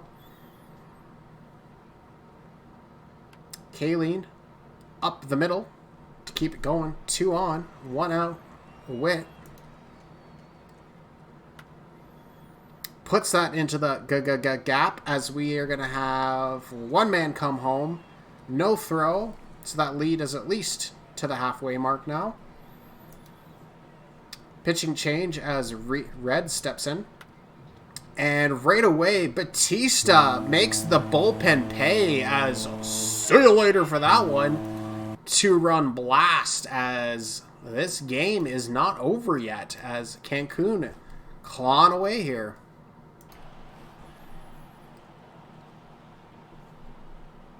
As another pitching change as Preissing is in and is able to get Steve Rogers to go down swinging. We'll see if Death Valley can increase this lead, as this is a bit of an offensive burst. Edwards goes down swinging. Alderson goes down swinging. Smalley Mitchell, good job getting 2 big batters down. And that was a bit of a weird one, but they get under it and get the out. Cancun's got to keep this offensive train rolling. Huckenvettel will is a nice little sneaky blooper over the shortstop's head. A leadoff single. McCoy gets a little bit too much under that one, as that will be caught on the warning track. Carter goes down swinging. Myth trying to shake off the ice. Cannot, as that will be a ground out. We are at the top of the 9th now. Scorpions up by 3. We'll see if they can increase the lead, but we're at the bottom of the lineup for Cancun, and they have 3 outs left to work with. Ground up the middle. They will be tossed up first. Mike Boss Jr. gets under that one. It's got some pop to it, but is going to be caught at the wall. Duncan goes down swinging. We have Hickams, Kaline, and Witt up. Those are your top 3 chances to keep Cancun's playoffs alive. Hickams, pop fly to center field. There's one. Kaline goes down swinging. There's 2. Witt, a little dribbler to the pitcher, and that is going to do it. As a 10-run 6th inning out of nowhere is going to take this for Death Valley after Cancun went out to the early lead. And that's going to do it as you get the brooms out again, as we had 2 first-round sweeps now. 3-hit, 3 RBI game for Edwards. A couple multi-hit games here. Kaline going 3 for 5 in the losing cause. After all chatter about, the way that that everything worked out in the standing wise, that you get 2 sweeps in the Legend, or in the Champs Conference, and the Legends Conference is both games are going to be 2-1 now. That's not what I would have expected. Yeah, for sure. Farnsworth gets the W as Benson takes the L, and player of the game is Matthew Edwards. Oh boy. Whoa! Wow! We saw Vancouver was up big. San Antonio came back and took care of it as they win a crazy score, 13-12, to take a 2-1 lead in the divisional series. 22 hits on San Antonio's side. Tons of players with multi-hit games. Sneaky Snack going 4 for 5 with 3 RBIs. 2 for 5 day for Acuna Matata with 4 RBIs. Just a lot of offense over there. 14 hits on the Vancouver side. Okamoto getting 3. King getting 4 with 4 runs and 4 RBIs as well. 4 pitchers for San Antonio. Davies only goes 3 2/3. They gave up the 7 runs. Silliams gave up 5 and 3 1/3, but it was Fuji with the loss and the blown save who gave up 5 runs in just 2/3 of an inning. That ultimately made the difference on the Vancouver side. And if you could go just down just a little bit more. Oh, sorry. No worries. Dan King, your player of the game. I believe that was like the 4 for 5 day. Yeah, 4 for 5 with 4 RBI, 4 runs for Vancouver. The losing effort, player of the game. San Antonio gets the 2-1 lead. Voyagers hold on to their lead as they actually put up 4 runs late here. Take this one 6-2 over the Crabos. Encarnacion, Blue. Yeah, Blue. 3 for 5 for 1 RBI. 3 for 3 game for Bark Wolf of Ruff. Whole Horse gets the W. Nice 7 innings pitched as Evans takes the L. Only lasting 5. Player of the game is Whole Horse. All right, so that does it for today, right? Yeah, I'm just trying to think. I don't need to worry about deleting games because these two shouldn't generate until we're done these 2 series. Right. It's just the minors need to watch, but they should be fine because they're still going. Yeah, it's game 5, so. Cool. Save. I'm going to go for it and save. I'm just so paranoid. You know, it's the playoffs. I don't want to, like, do anything to hurt anyone's teams. And Sure. Okay, let's see what we got for Changes. Is it just minors or is it both leagues today? I believe it's just minors today. Oh, it is both. Okay. Okay. So, minors. Let's start with the Bears. Yeah, we started with California last time. Definitely want to see Stam to start. Okay. There's your stamina.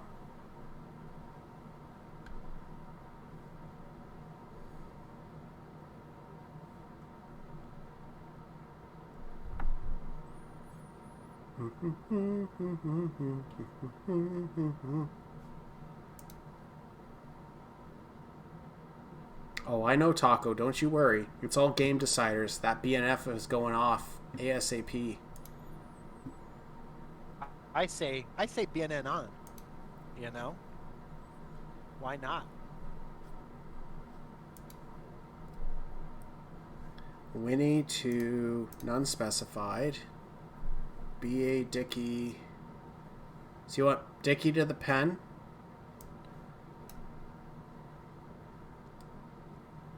Then you want him as middle relief, high leverage.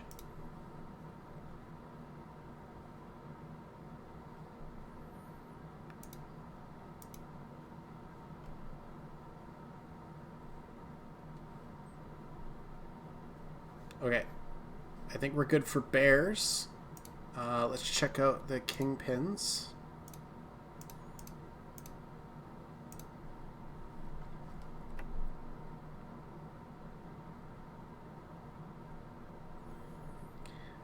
So we want Evan Michaels to middle relief, use more often.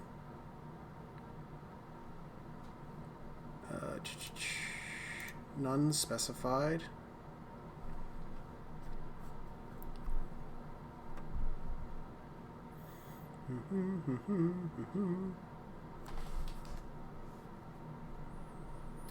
Mitch T-Rex, closer, 9th or later.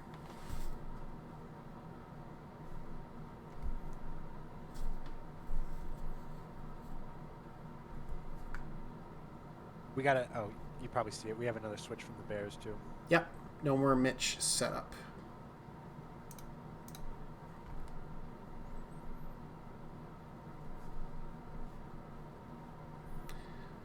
Paul Van Jr. to stopper. 7th and close. High leverage.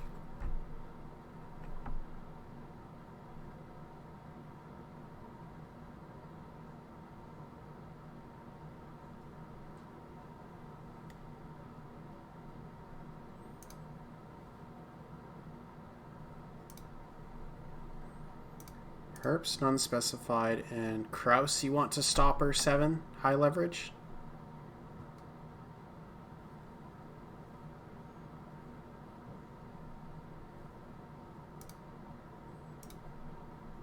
Kingpin back to middle relief. Is that good? Am I missing anything?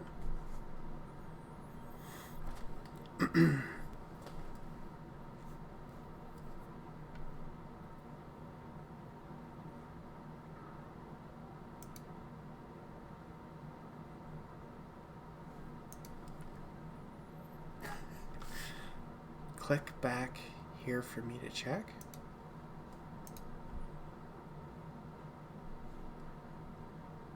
Okay, I'm going to go back to the Bears then. What did we want? Guessford and Stradley switched. Oops. Scotch Big. Stay number 4. do normal usage as well. Normal usage. Okay. On to Hepcats.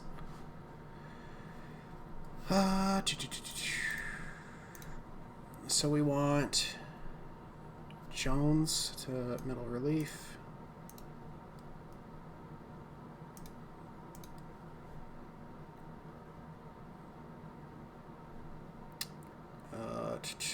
Heed to middle relief.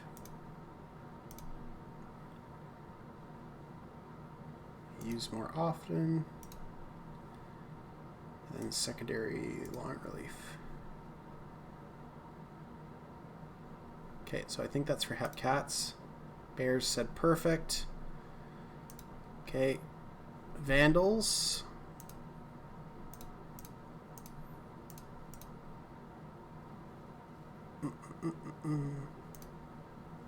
Okay, here's your stamina, AJ.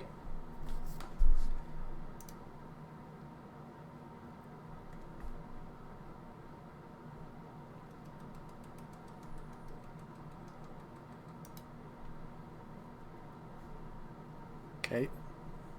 I'm going to move on to the crabs for now. Crab says stam. Okay. Sorry, are you in Twitch chat, or are you going to talk to me on Discord? I'll open Twitch chat just to make sure. I've got Twitch chat open. I don't see anything from Sorry. Oh, he said he's in both. Discord would be better, Sorry. Yes, Discord, please.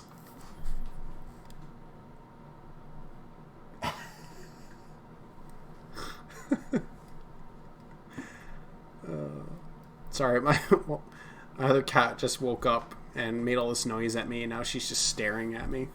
Do your two cats get along? Yes and no. You'll never see them curl up beside one another, that's for sure. But See, they play. that's what's funny. So I've got like a 12-year-old boy and a 3-year-old boy, and they fight all day long, but then they sleep curled together. Yeah, no, they're Doug's the younger one. He's 2, she's 4. He's definitely the shit disturber, that's for sure. Can make Leaf use more often. Yep. That's done. Okay. I'll let Sorry get back to me. Let's check the Vandals again. So we got stamina check on DeFerrari. He is at 100%. Takahashi is at 60%, slightly tired.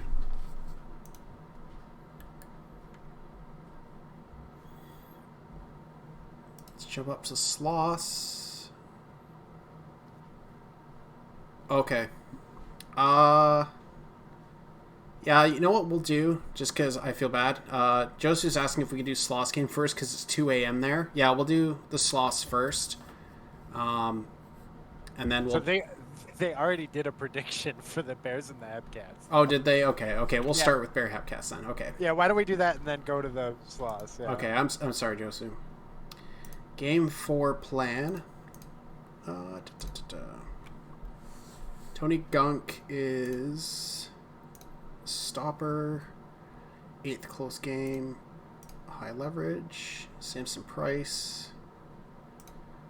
Stopper. 7th close. High leverage. Big Tig is middle relief.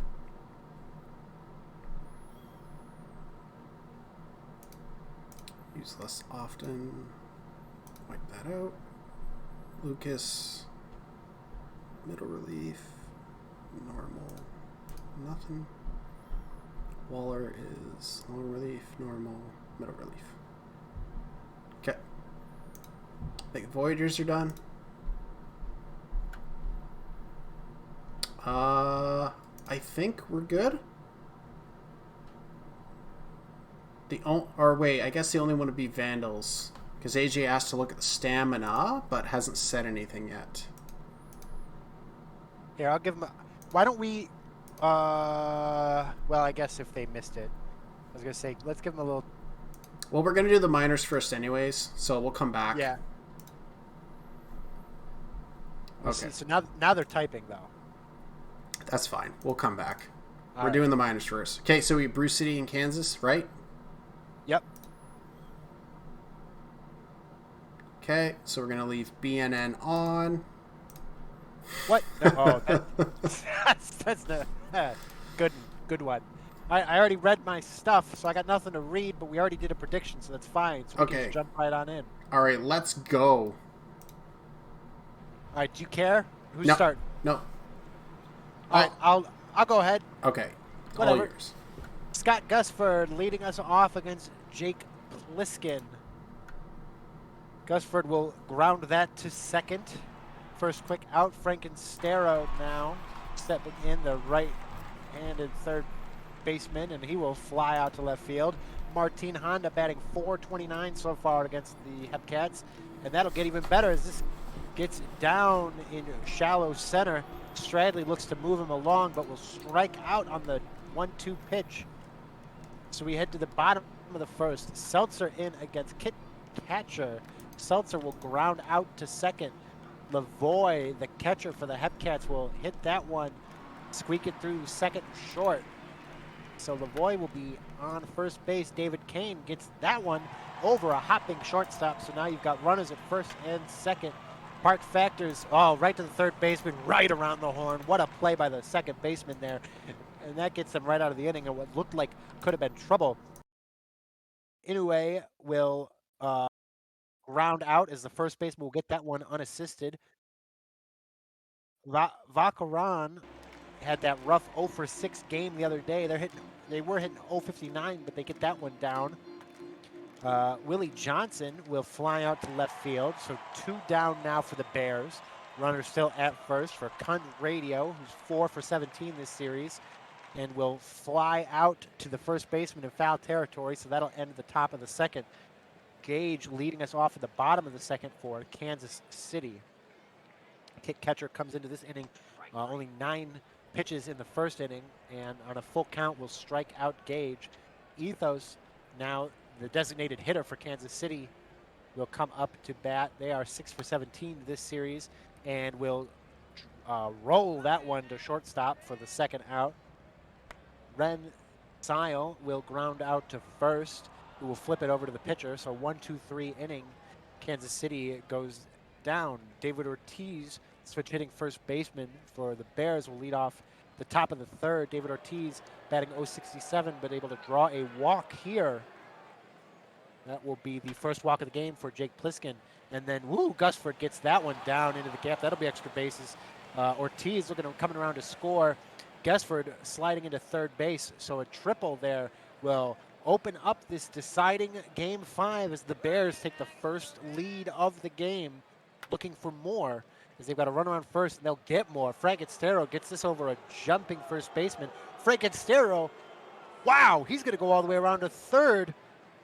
Frankenstero on his horse, back-to-back first baseman, or back-to-back triples, as Rabid Cats are going nuts in excitement.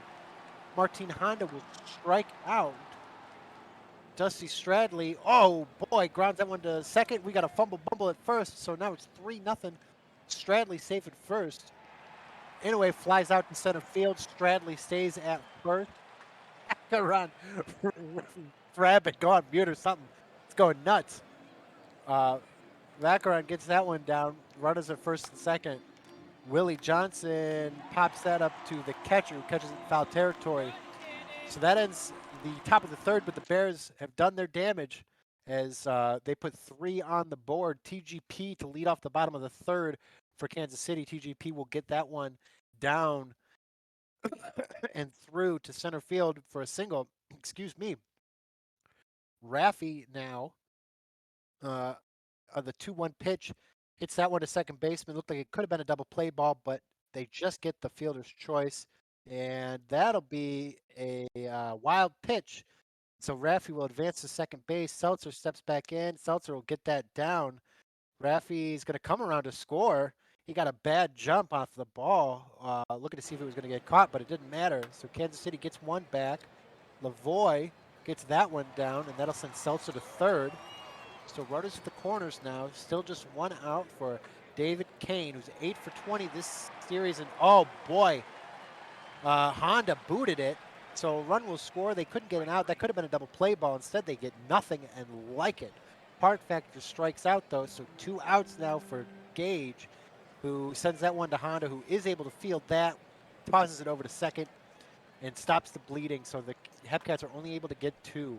Conradio grounds one to first. That'll be the first out for them. David Ortiz, the third, looking to improve on that 1 for 15, but Park Factor says no thank you. Takes that one away, and that'll be 2 down now. Gusford, 0-1 pitch, swinging, and it's a pop-up, and it's caught by short. So no, nothing on the scoreboard for the Bears there. Ethos now stepping in for the Hepcats. Checks his swing, holds up, so the 3-1 pitch draws a walk. Ren Sile is going to have to take a step back as Ethos takes off and steals second. Sile is able to draw a full count walk, so 2 walks in a row for Kit Catcher. He's able to bring it back in, strike out TGP. Runners at first and second, 1 out. Raffi sends this one into right center, and Ethos is going to tag up and take off. So runners at the corners now, 2 down. Seltzer, the 3-1 pitch. Seltzer draws a walk. So bases juiced. Lavoie now. And ooh, he'll get that down. That's going to be 1. Is it going to be 2? Yep. Sile comes around, is able to score. Wasn't sure. It almost looked like they got him out. And that'll be it for the Bears starter. So Justin Jett now into pitch to Kane, who flies out to left field. So Kansas City adds 2 more. They now take the lead for the first time this game. They are up 4-3. Frankenstero rips this one past a diving third baseman. They'll come into first safely. Frankenstero, showing off the wheels there, will steal their first base of the series. Martin Honda steps back into the box. Oh, rips that one, and it's caught. Wow, great play out there left by Gage, but allows Frankenstero to tag up to third base. Oh no, and the wild pitch, and that'll tie this game back up as Frankenstero now, the heady base running, tagging up on the diving catch and then advancing on the wild pitch, will tie this game. So 1 out, Dusty Stradley back into the box, swinging bunt. He'll be out as the catcher sends it back over to first. 2 outs for Inoue, who will fly out to right. So that'll end the top of the 5th, but some really heady baseball and a couple of miscues from Kansas City. The Bears are able to tie this back up. Park Factor sends this to deep center field, but it's caught at the warning track by Gusford. Gage now bloops this one over the third baseman. That'll be in there for a single. So Gage stays at first. Ethos pops this one to shallow center. Gage will not be able to advance. Ren Sile grounds that one to second. They go to send that to first, and so that'll do it. Top of the 6th, tied game here in a 2-2 winner-take-all game.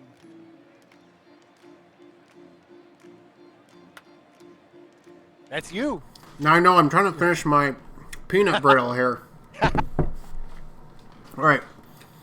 A quick 2 outs there. Peanut brittle gets you every time. I've never had it before. Or it's beer brittle. I got it for belated Christmas.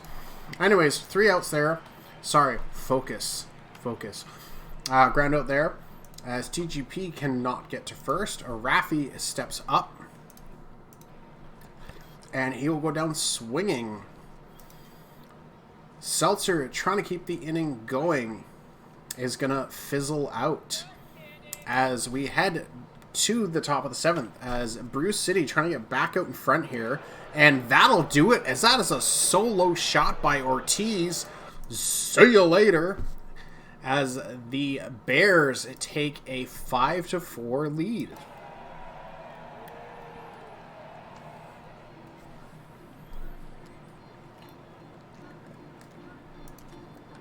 Runner on, but a wicked curve on that foul. It's going to be your first out. There goes the runner, and he's going to get there in time. Strikeout there. So a single will have to get this run in, or better. As there it is right there, and here comes the runner, but nice throw from the outfield as the Bears are going to have to just settle for a 1-run lead.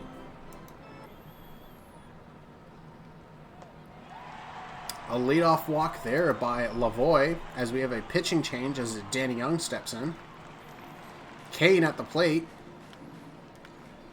A great animation as the first baseman caught that foul. And that's chopped in the corner as we got the runners churning harder on the bases as they hold the runner at third. We'll see if that comes back to bite them. As Gage draws a walk, bases loaded situation. Ethos is not going to even give a chance for the double play as there's one, there's two, and Kansas City back out into the lead. We have a seesaw battle here. Infield was in on that one, and it'll pay off as there was a little dribbler. And that one's going to touch down as here comes another run as very quickly Kansas City has put 4 on the board this one. Pitching change as Smokey Schlitz is in. That face gen, my lord. As there's a pop out and now Brew City is down to 6 outs now to try to get 3 runs back in the board. It is the minors, so it's definitely doable. Leadoff single. Another one down the line. Here goes the runner to third as they're going to have 2 runners in scoring position with no outs to work with. Just like that. Johnson. Infield fly. Everyone stays put. Condradio as Evil Dictator is in. And that is right at the center fielder, but both runners will tag up as that'll get 1 on the board at least.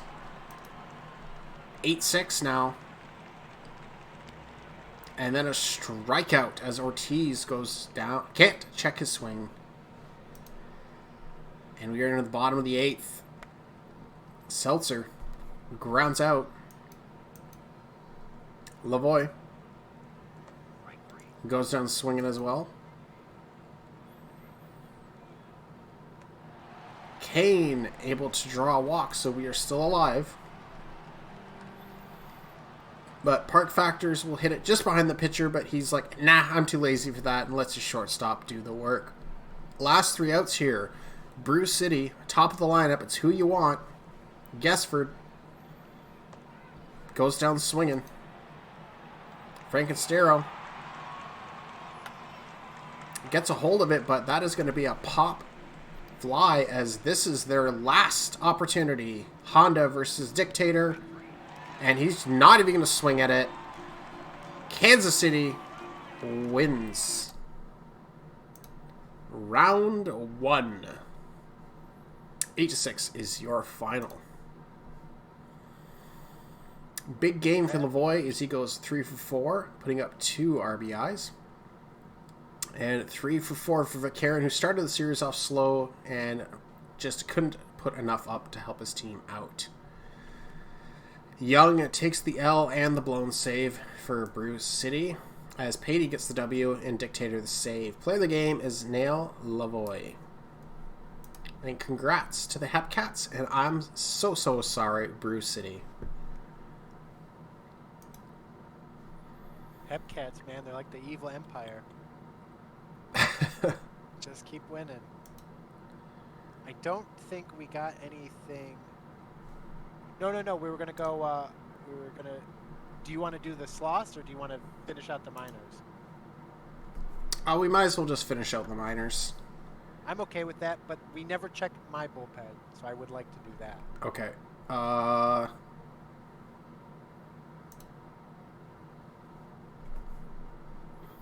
Because I can't. No, we can't make changes in here like this. Yeah. I'm always scared to hit cancel game. Okay.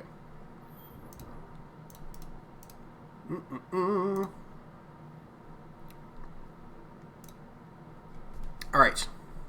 My God, there's way too many relievers on the minors teams. Yeah, well, yeah, we've got a lot too. Okay, both of my starters are dead, so nothing matters. Let's just put Aaron Beckett back to 7th and close. And then that'll be good enough for me. Okay.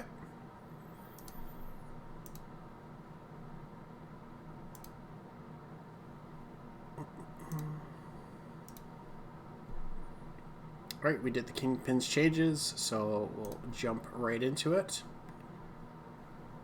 Bet is already live. Or no, sorry, that's the last one churning out. Do you want to toss up a quick bet for this one? They've pretty much all been who wins. I would be not surprised if yeah. Lazy Take mods. Back in my No. day, It's playoffs, I get it. back in my day when I was mod, let me tell you. When you had to predict uphill both ways, Yeah. In the snow. I just went everything you do is in the snow, Mr. Canada. I just went all in on the Firehawks. I have 6K to bet. Who do I want to bet on? Sir. Well, I mean, I honestly don't... You forget where you come from? the 66ers. Oh, brother. All right, so it's just straight up who wins. We got 2 million on the board here. Firehawks, Kingpins. A little bit of time left. Even though... All right, no, that would make sense. I'm going to start this one because I want you to stress out while it ends. Perfect. Lovely. All right, that's going to close it up. A little bit more money on the Firehawks, but we will get this one going.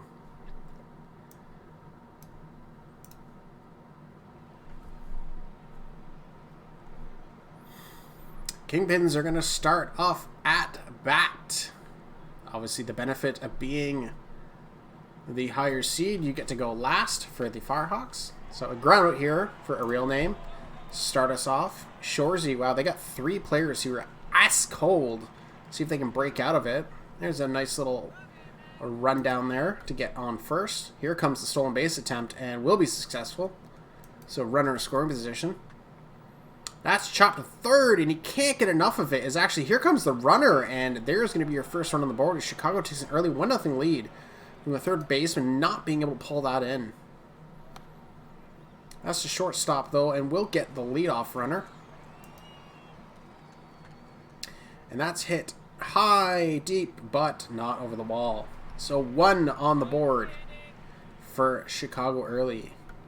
California steps up. Lutz to lead us off. Goes down swinging. McGuire pops up behind the plate. Well, I guess beside the plate. Larson keeps this going as a nice little single into the outfield there. Nelson.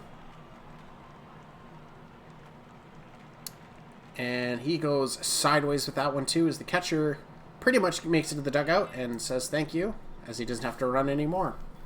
Strong arm up to bat. Gets a piece of that and is to the outfield.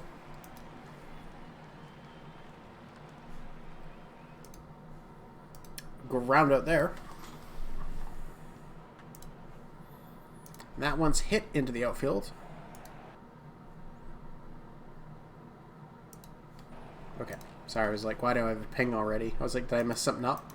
There he goes down swinging as Firehawks back up to bat, but Martinez will ground out. Stern gets a piece of that one. It's just going to clear the wall as that one's gone. Solo blast. See you later. As we have ourselves a tie game.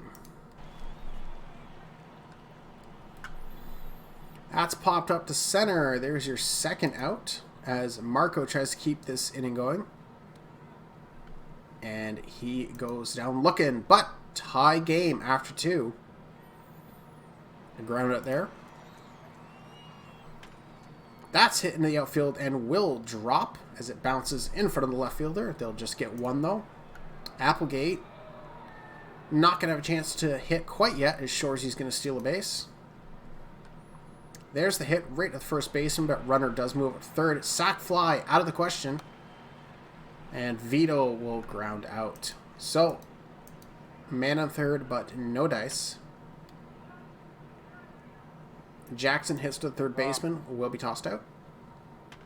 That's it high, deep, and gone. Solo blast by Lutz. We're going to get tired, but see ya again as they now lead 2-1. That's it into the outfield there as McGuire is on first. Ground out there, but that will be a double play. So, solo blast, name of the game here for the Firehawks so far. That's hit by the third baseman for Thompson as he is on first.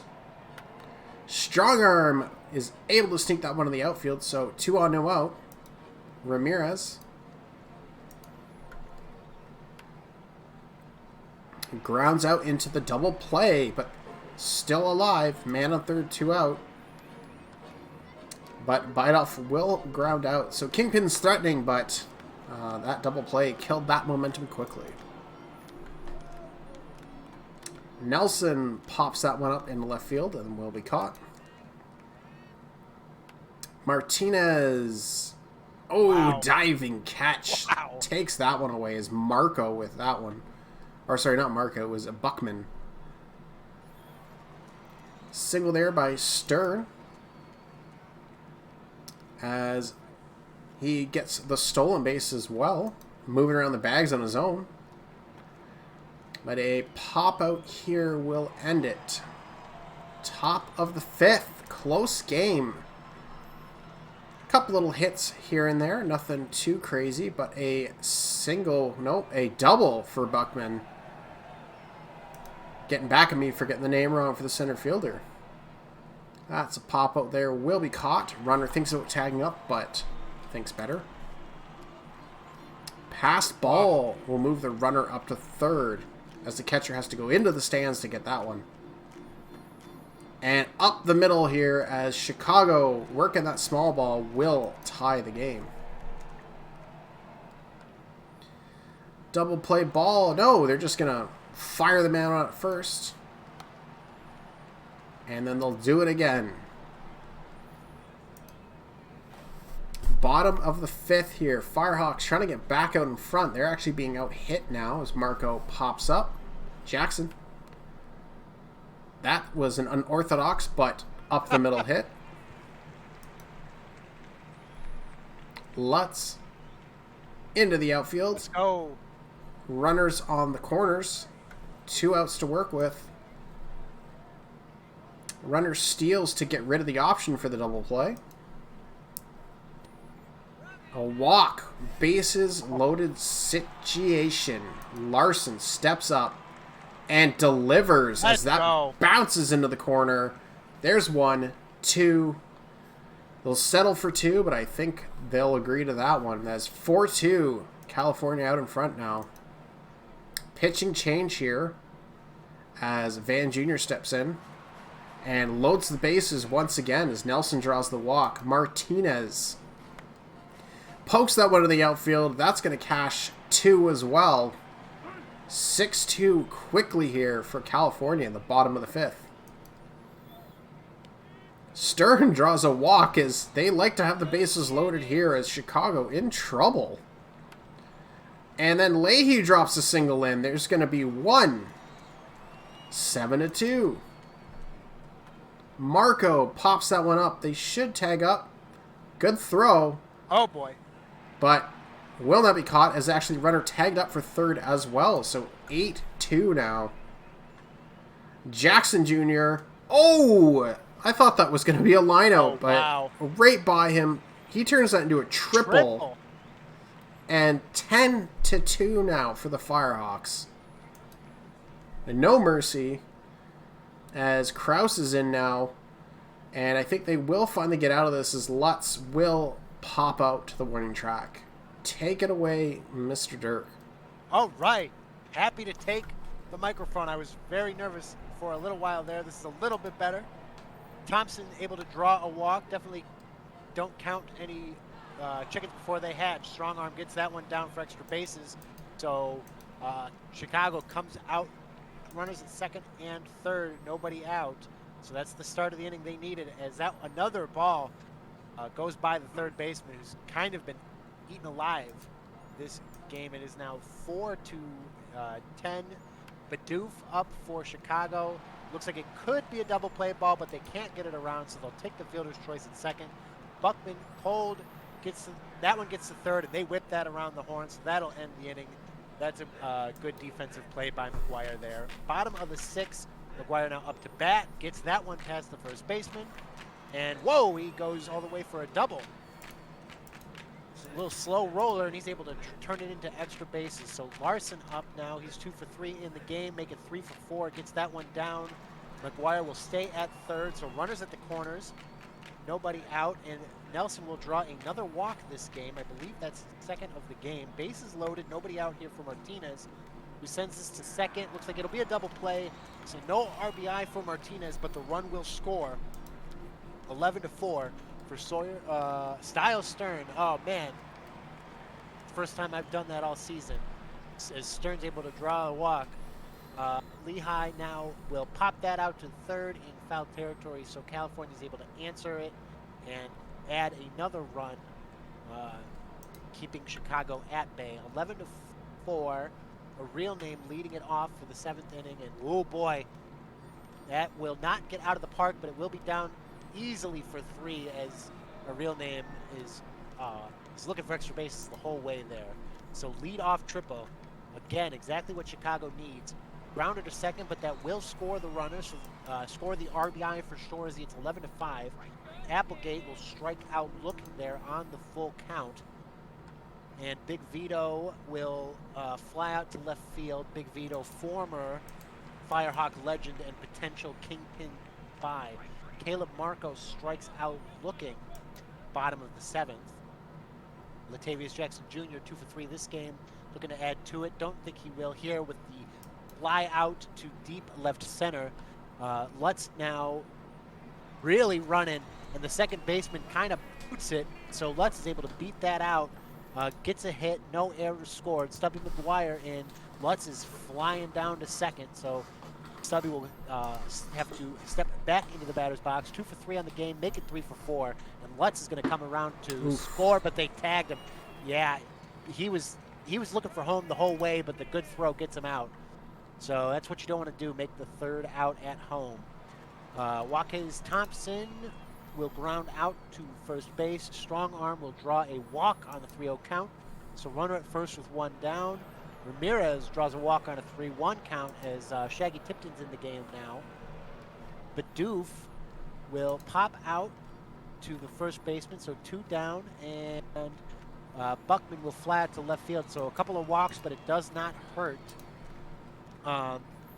California here. Larson steps in to lead off the bottom of the 8th, and that drop, that was a weird again called a hit, so I don't know, but Larson's safe on first base. Nelson will strike out looking. Martinez now 1 out, hit that one right to the second baseman. That's a tailor-made double play, so that'll end the bottom of the 8th. So 3 outs now for Chicago to end this series. A real name leading it off, gets that one down to third base. Stubby can't get the throw, so real name once again showing off the legs and will beat that one out for a single. Had a great game so far. Shorzy, though, swinging bunt right back to the pitcher. They take the fielder's choice at second, so 2 outs remaining for Chicago. Applegate will ground out. Runner advances to second. Vito sends this to center field, and he's caught. So that'll end the game. California wins 11-5, and they will advance as they win the series 3-2. Crash Wagon came in there at the end of the game to be the final reliever. So that is the series. I want to say good job and good series to Chicago. Love you guys. Couldn't have beat a better team. 12 hits on the day for Chicago. For most of the game, they were out hitting California. A real name, 2 for 5, 3 for 5 out of Wayne Shorzy as well. That top of the lineup really gave California pitching fits. 16 hits on the California side, a lot of offense for them. Kelsey will get the loss. They gave up 6 runs and 4 1/3. Gordon gets the win. They gave up 4. earned in 6 innings.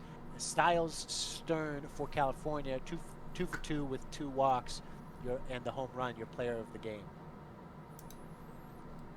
Alrighty, so that is going to end the minors as we move to the majors. There was one final change that AJ did say, or not AJ, it was Musha. Please put Pat Rogers to high leverage.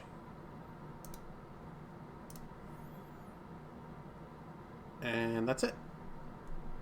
Okay. Cool. Alright. Sloss Vandals. San Antonio up 2-1.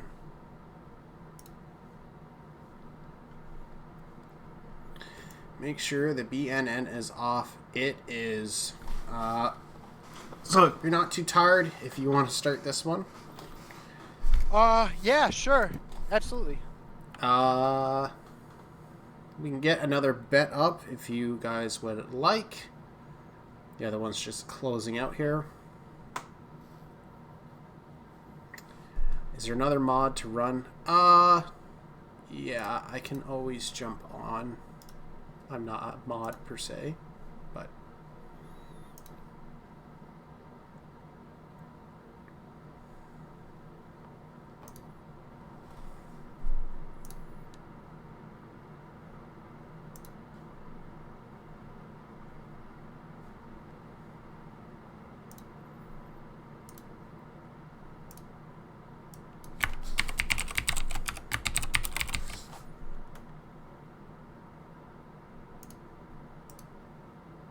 alright, we'll just keep going with who wins.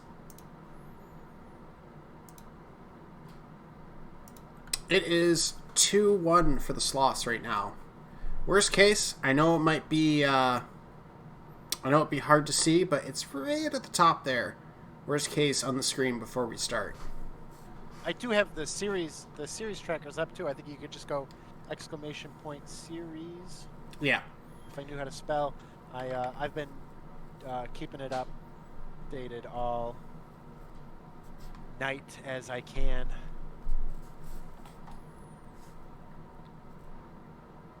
Poe, all I can hear when you type that out was, what's the guy's name for The Simpsons who's like their Arnold? I was elected to lead, not read. Yeah.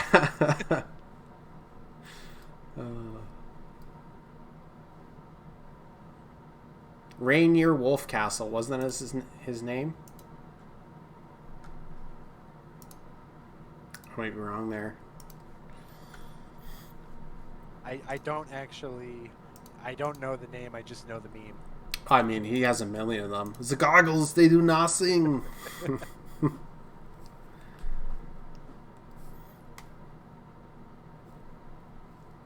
And then the other one when he goes to beat up the critic guy. And he's like, your shoes are untied. He's like, from here they appear to be tied, but I should go in for a close inspection. And it's like hours later, he's like, on a close inspection, these are loafers.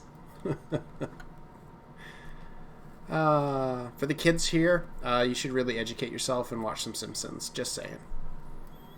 Alright, so Vandals leading the bet for who wins. We are almost done here.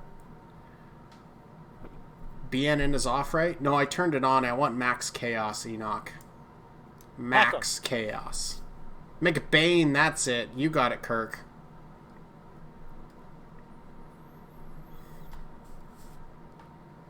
Okay, we're good to go. BNN is disabled.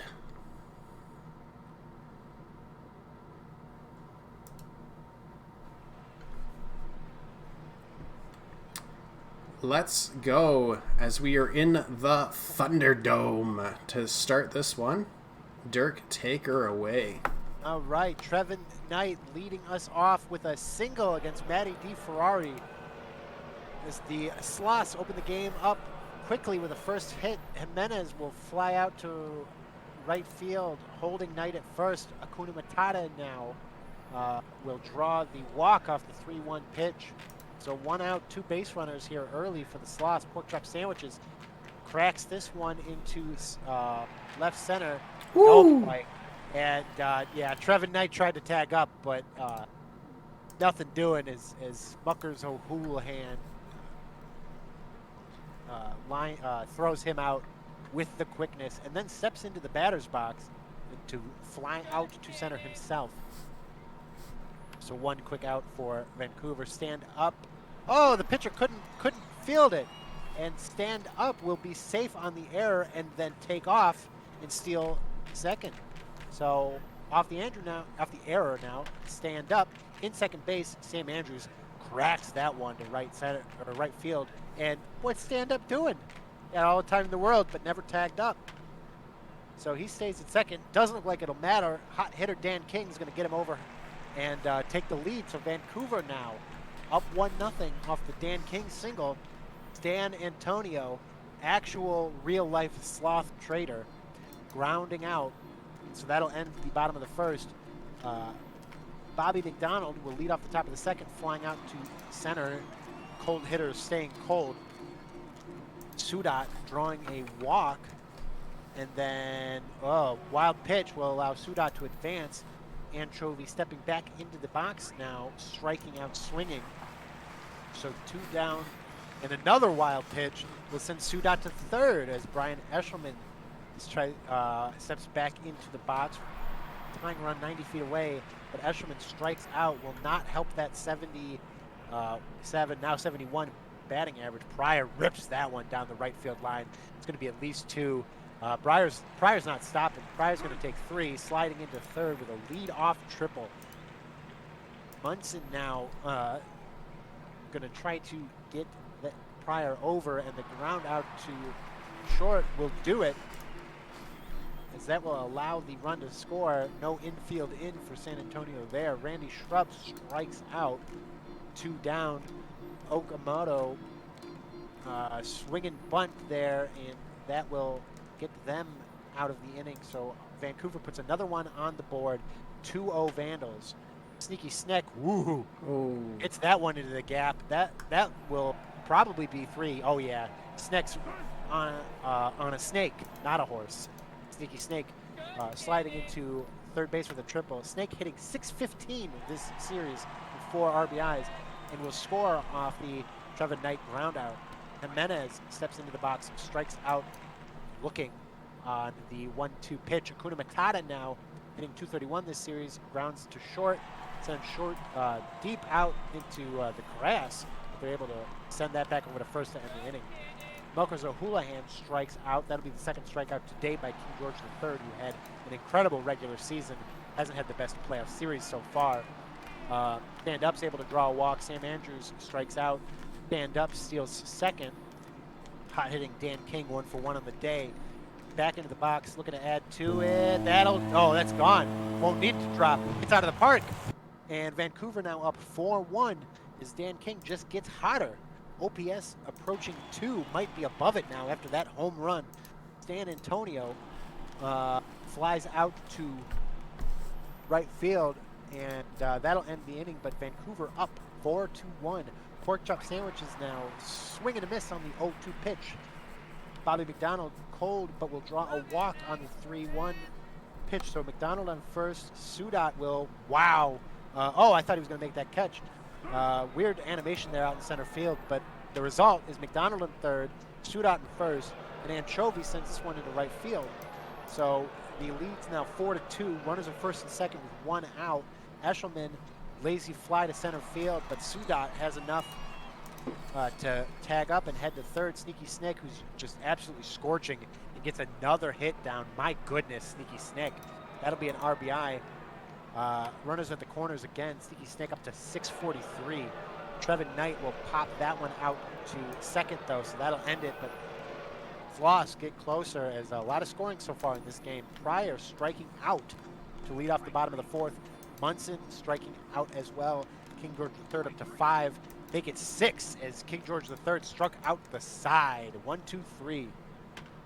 Jimenez leading off the top of the 5th for San Antonio. He will fly out to left field. Akuna Matata now stepping in, looking to get this one down, and that will bounce over, or kind of hop, skip over the third baseman, whatever. He's safe.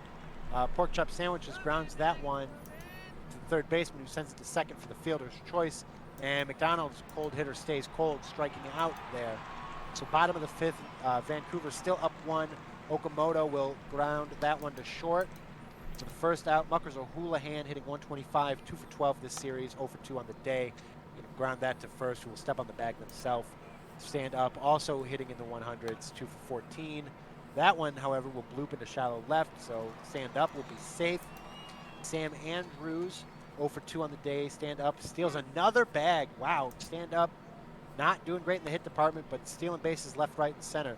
Sam Andrews will fly out to right field, though, so it doesn't matter. Top of the 6th, Sudat to lead it off with the Sloss down 1. Sloss trying to get back up front so they can close this out sooner than later, but Vancouver trying to hold on to the lead. We saw earlier in the series they had a little bit of trouble with that, so we'll see if they can shut her down at home. Quick 2 outs here as DeFerrari is able to get the side out. 1, 2, 3 as they go down. Red hot Dan King up to bat, but he will get thrown out this time. Stan Antonio into the corner with that hit is going a second. So runner on second, 1 out. Pryor. That's to the third baseman. They will be out at first. Munson trying to shake off the ice cubes. Does as he goes up the middle. As Vancouver gets a little more cushion here in the bottom of the 6th. 5-3. Strikeout by Shrub will end the inning, but a little extra damage done. Sneaky Snack trying to keep the hot streak going here. Goes down swinging. Trevin Knight gets a piece of that one and will drop it into right field. See if he goes for the SB. He does. And will be safe. So runner in scoring position, 2 outs to work with. Jimenez goes down swinging. Matata able to draw walks. We got 2 on and 2 out. Pat Rogers, can you get out? And he does. His pork chop sandwiches will ground out first. So Sloss threatening but cannot cash in. As Windsor is in now for the Sloss, and he walks his first batter as Okamoto takes a free pass to first. O'Houlihan pop fly to right field will be caught. Stand up. Drop someone to the outfield. As we got 2 on. Andrews. A nice little poke there, as that's going to load the bases for probably the one person you don't want them loaded for right now. Dan King steps up and gets under it. That's going to cash 1 for sure, I think. As, yes. What? Yes. The ball, like, warped to him. I was like, is he out? No, he's safe. 6-3 now as the runner moved up to third as well. But won't matter as they will take up the first. Sloss down their last 6 outs. 3 runs to make up here. McDonald grounds out to the second baseman. He is out at first. Sudat stares at that one as it goes by him. And that's right to the shortstop as Pat Rogers gets through another inning. Vancouver hoping they can add to the lead. A little single there by Pryor. Munson hits that one to the outfield. Will be caught. Shrub. As it looks like Khan is in now for the Sloss. And he'll just hit a nice little slow infield dribbler to get on base. So 2 on. Swing and strike up by Okamoto. O'Houlihan. Is he going to fake out the pitcher as a pass ball moves both runners up? And he will drop this in as this is going to cash both of them as a timely pass ball for the Vandals, and then a little single gives them a 5-run lead now. As that will do it for them. Sloss, last chance to try and finish this one in 4. Ashelman grounds out.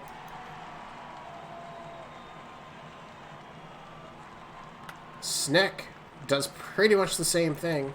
Trevin Knight as Smoothie Vert comes in. Is able to keep it going. He chops up one in the corner. That's going to be an aggressive double. So 1 on, 2 out. Jimenez goes down swinging. We will have a game 5 for the Sloss versus Vandals, as the Vandals take this one at home. 8-3 is your final. Trevin Knight goes 3 for 5 in the losing cause, putting up an RBI. But Dan King, 2 hits, 4 RBIs, is definitely the man of the show. King George loses his second start after having a really good regular season here. Has not done well in the playoffs as DeFerrari picks up his second win. Player of the game is Dan King.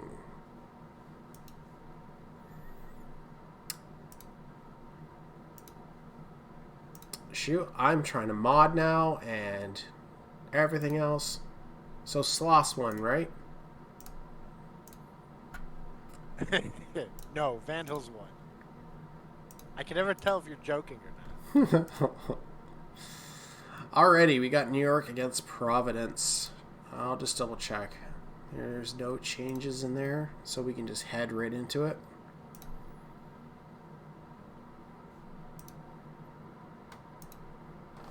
I guess we could do another who wins. Let me get that started real quick. We could do Shu's thing. Is it Shu's birthday? Everyone's just gonna bet on yes. And they'll be right.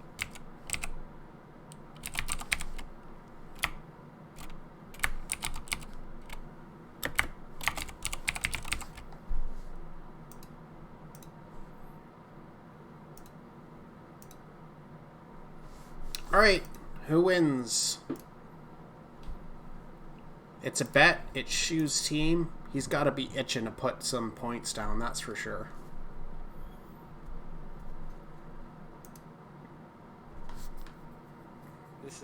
What is this? This is game 4 in Providence? No way we get that lucky, right? Voyagers lead the series. Boy, I can't put it all down because I won a hefty amount off of my last bet. I'm gonna put a large sum on the crabs in the pot.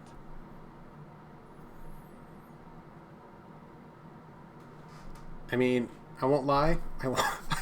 There's so much money now. I want New York to win just to shorten my stream. Sure, yeah, that's what I mean, but there's no way we get that lucky. But I don't want the crabs to think that I hate them or something, because I don't. Yeah, we just want the shortest stream possible. Yeah.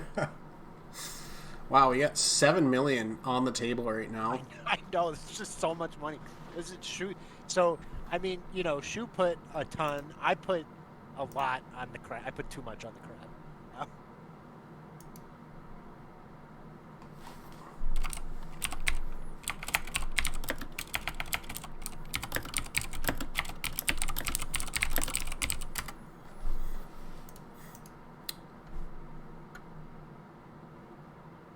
I bet both teams try their hardest.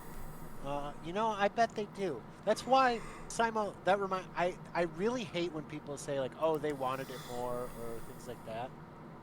Like, I feel like all professional athletes want it a lot. I thought that was one of the dumbest sayings ever. All right, New York, I think, is going to take it for the more money on the table.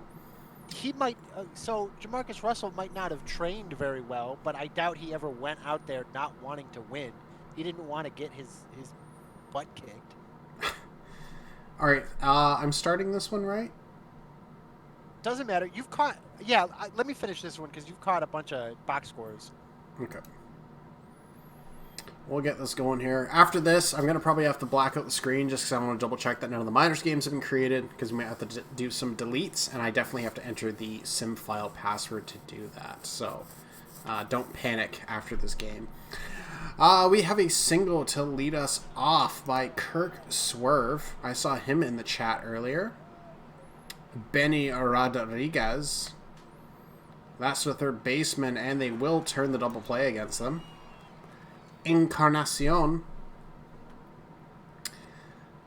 Wow, the shortstop really did not want the left fielder to do anything there. That was quite the effort to take that away for I don't know what reason, but okay. There is the first hit of the game for Providence as Bergamot Lemon drops that in. Ruiz. Lemon's going for it and will get in safe. Grounder to shortstop. Ruiz gets tossed out. Love steps up. And I don't even know where that ball went. I think the first baseman caught it. So 2 out, man on third. And a dribbler to third as they'll get tossed out at first. So Krabs threatening a little bit, but cannot put any runs up on the board. Tried to go up the middle on that, and Kuntz with his 26 speed, I think slowed down a bit and did get tossed. Tom Shu drops that one into the outfield. Single. Double play ball, and they will turn it as you have another 0 on the board. A little bit of a defensive battle to start us off. Gianni Toasties able to get that out. With a Cologne. Grounds out. Slokening. Gets beamed, so he gets a free pass to first as well as a bruise to ice. That's the first baseman, and that will be your final out. Still no runs on the board. Only 3 hits here so far. But, ooh, Barbados Slim almost puts that one out, but it will tap the top of the ball and gets himself a double.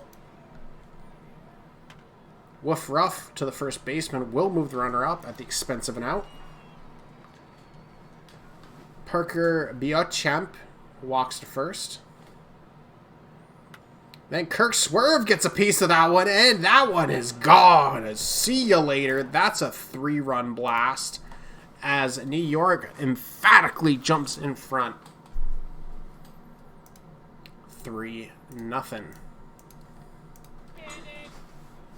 Rodriguez goes down staring at that strike.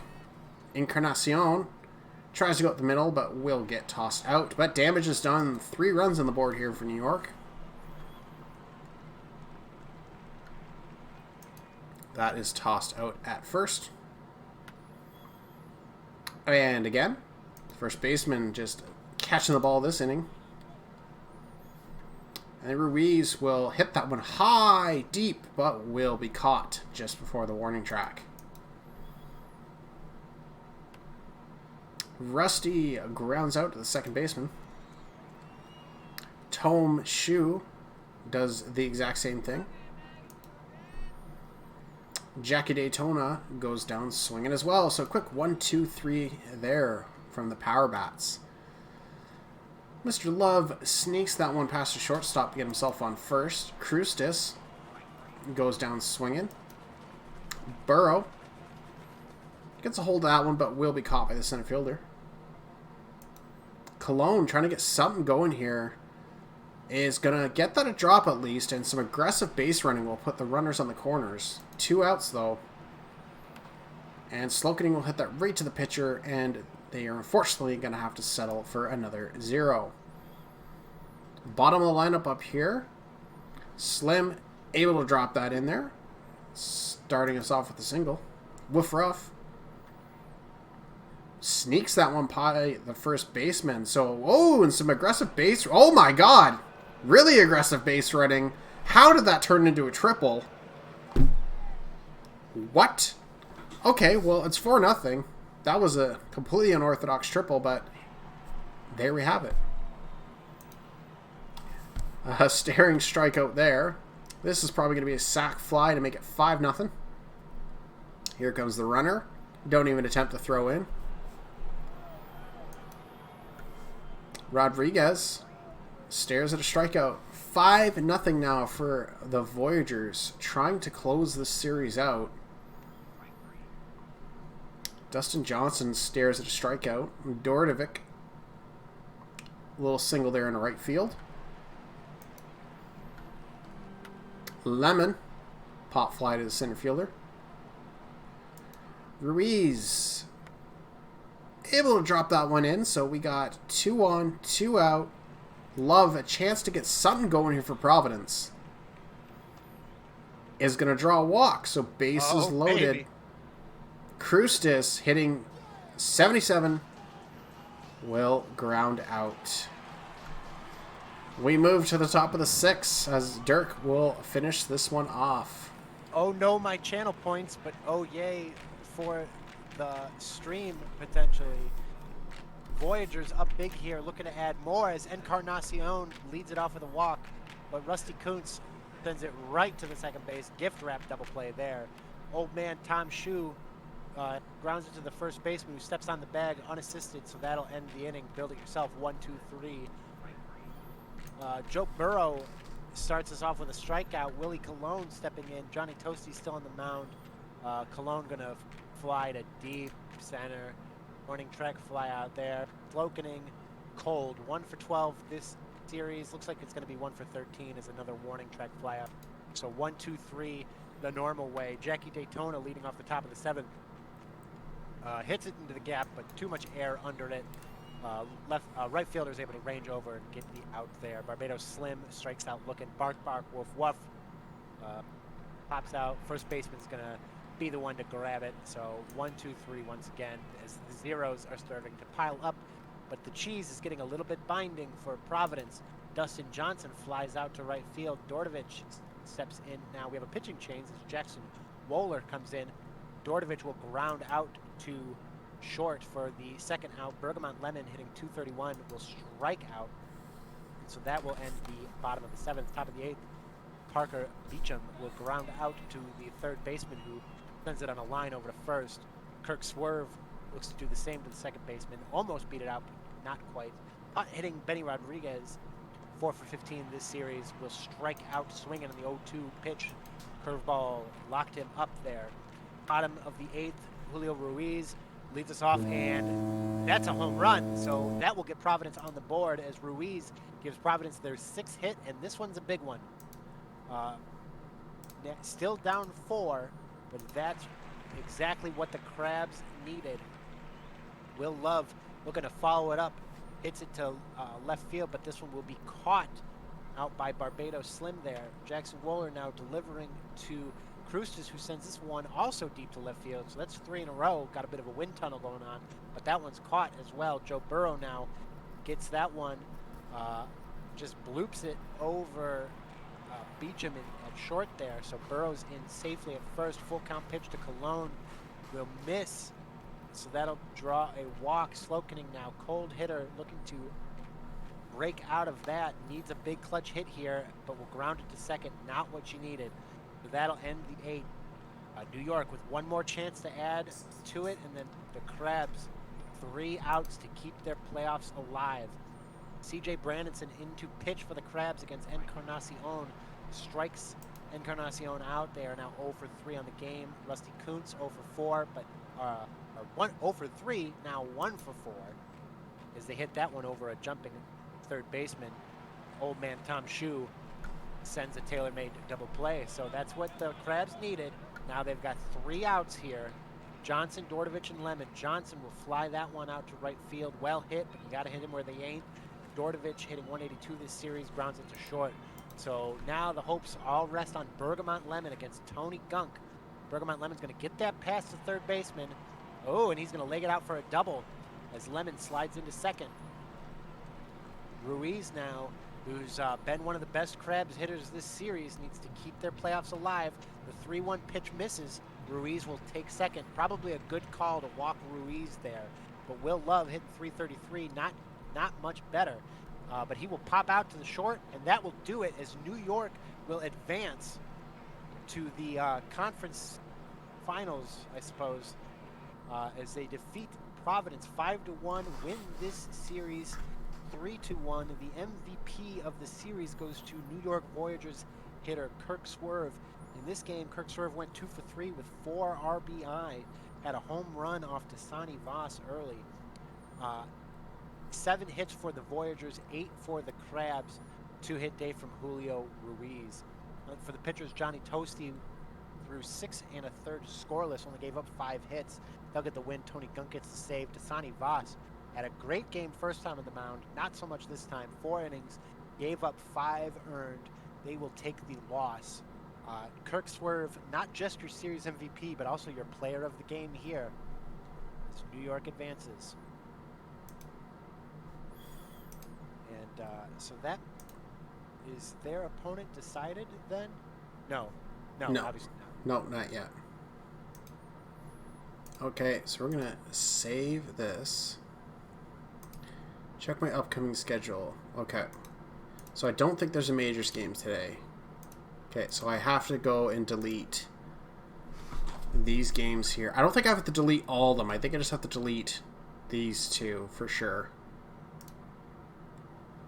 Well, those games are tomorrow. There's no Majors games today? No.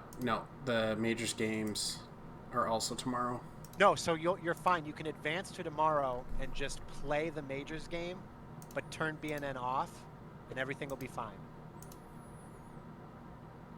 I guess. I feel like I want to delete them just to be safe. Okay. Well, Enoch's saying... He's saying I'm fine. Okay. Yeah. Okay. I just want to make sure.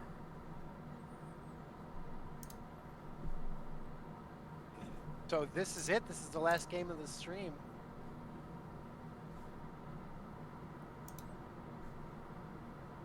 Okay. So there's our minors games, but we're going to have BNN off. But first, any changes? Let's start with the Vandals. We want to see stam check for Takahashi. Takahashi is 100%. And Sillums is 60%.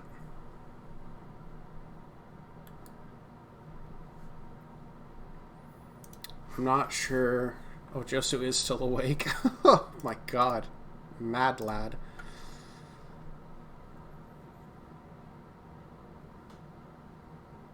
Is there anyone in particular you need to see?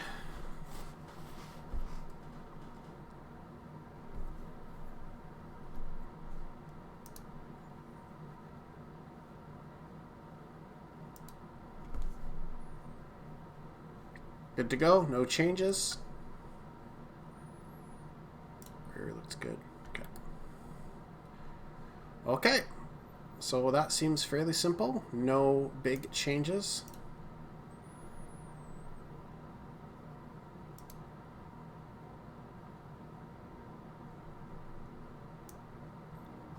BNN is off. All right.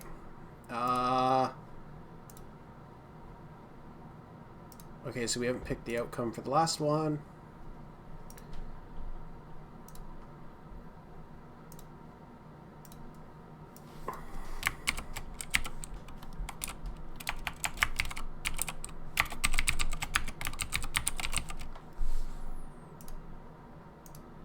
All right, who wins? Vandals, Sloss, winner take all.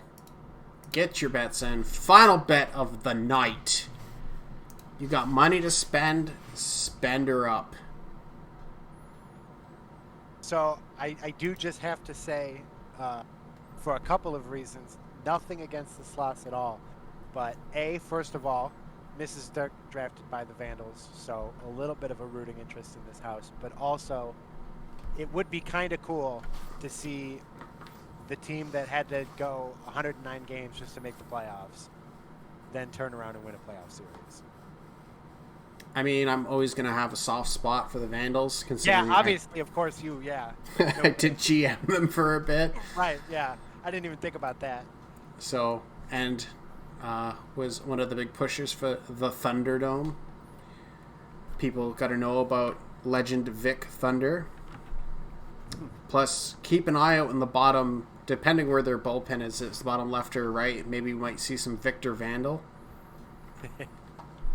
I mean, it's true I did GM the Sloss and do the part of the original branding, but I feel disingenuous saying that because, obviously, I messed up with that time in my PBE here, which I regret very much so, and I apologize for a million times over. But the treehouse was something of legend for quite a while. Everyone hated it. but because it inflated offensive stats and the whole park factors thing started. But good times.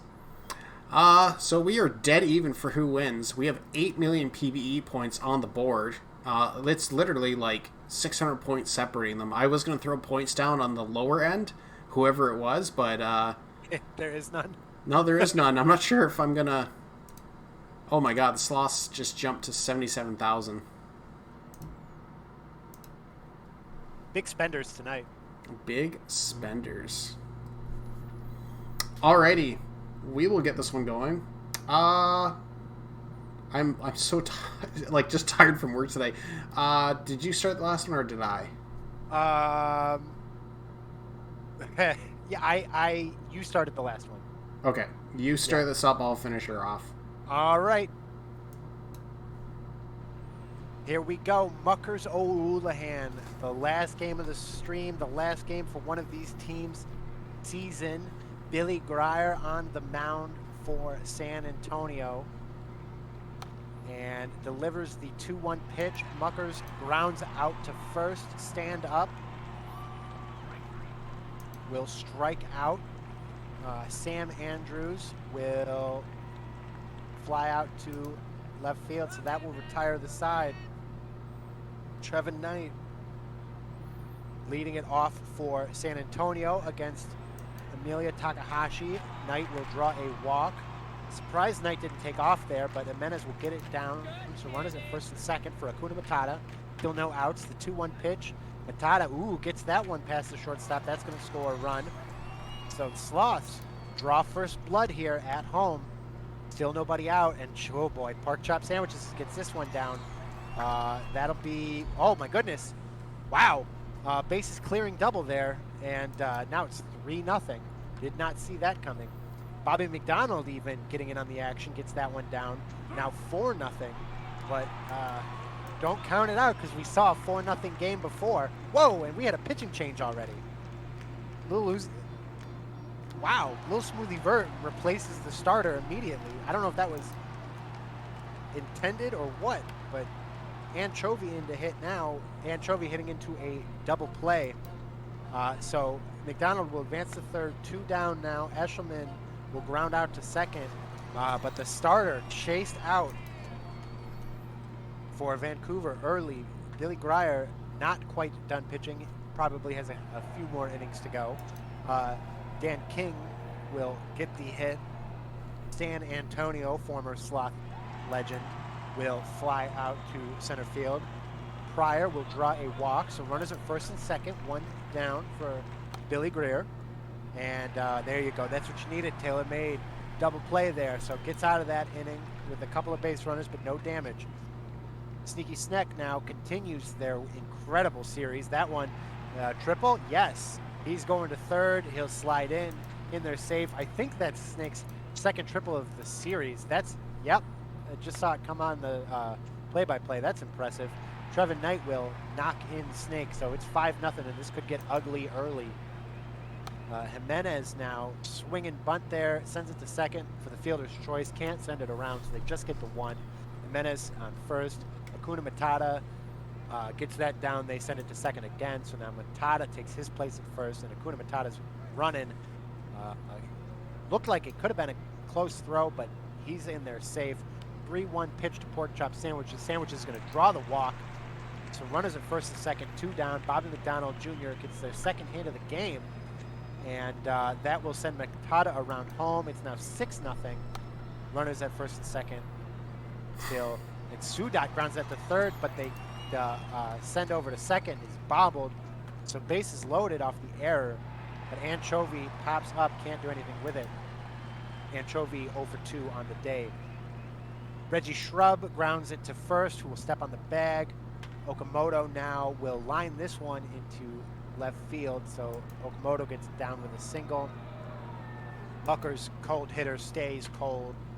Stand up will line that to center, and Trevin Knight with a great play out there to get the final out of the inning. Eshelman batting 0-56, I'm now 1 for 19 on the series. Sneaky Sneck can't keep the hot hitting going this time. Trevin Knight will draw a walk, full count walk, so runner at first, 2 outs, but Jimenez will strike out. Looks like we had another pitching change for the Vandals as well. Sam Andrews now pops out. Dan King, very hot hitter for the Vandals, kind of doing a lot of the heavy lifting himself, but they will ground out there. Stan Antonio hits that one to third, and that'll throw them out. So 1-2-3 inning for the Vandals. The Sloths up now. Kuna Matata will draw a walk. Pork chop sandwiches steps out as Matata steals second. Pork chop, diving catch out in left field by Stand Up will erase Pork chop. McDonald pops that one out. Looked like the catcher went and got it. Sudat now gets that one down. Let's see if they send the runner. They do. Matata coming around home. It's now 7-0. Sloths not playing around. Anchovy gets that one down. So runners at first and second.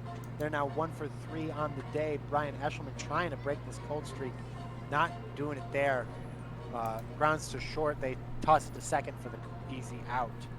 Pryor rounding out to second. Munson, 125 this series. They're 2 for 16, going to be 2 for 17 there as they ground to short. Shrub will get that one into the gap. Should be a double for Shrub as they slide into second. Okamoto looking to turn the lineup over and keep the inning going. Does just that as they rip that down the right field line. That should score the runner as Okamoto slides into second. So no shutout here. It's 7-1. And O'Houlihan comes out with a runner on second, 2 down. O'Houlihan, though, will ground to second to end the inning. So the Vandals have to settle for just 1. Inching a little bit closer. Let's see if the Sloths can answer. Sneaky Snick. And Lizzie Mitchell now pitching for the Vandals as they are just burning through their bullpen. Lizzie Mitchell gets the first out, strikes out Trevin Knight here. Catches the liner from Jimenez. So 1-2-3 inning from Lizzie Mitchell, former Firehawk legend. So happy to see her doing well here in the playoffs. Stand Up now, up to bat for Vancouver. Stand Up will get that one down. Lead-off hit for Vancouver is just what they need, as I realize I'm taking Rabbit's inning. Sorry about that. It's all good.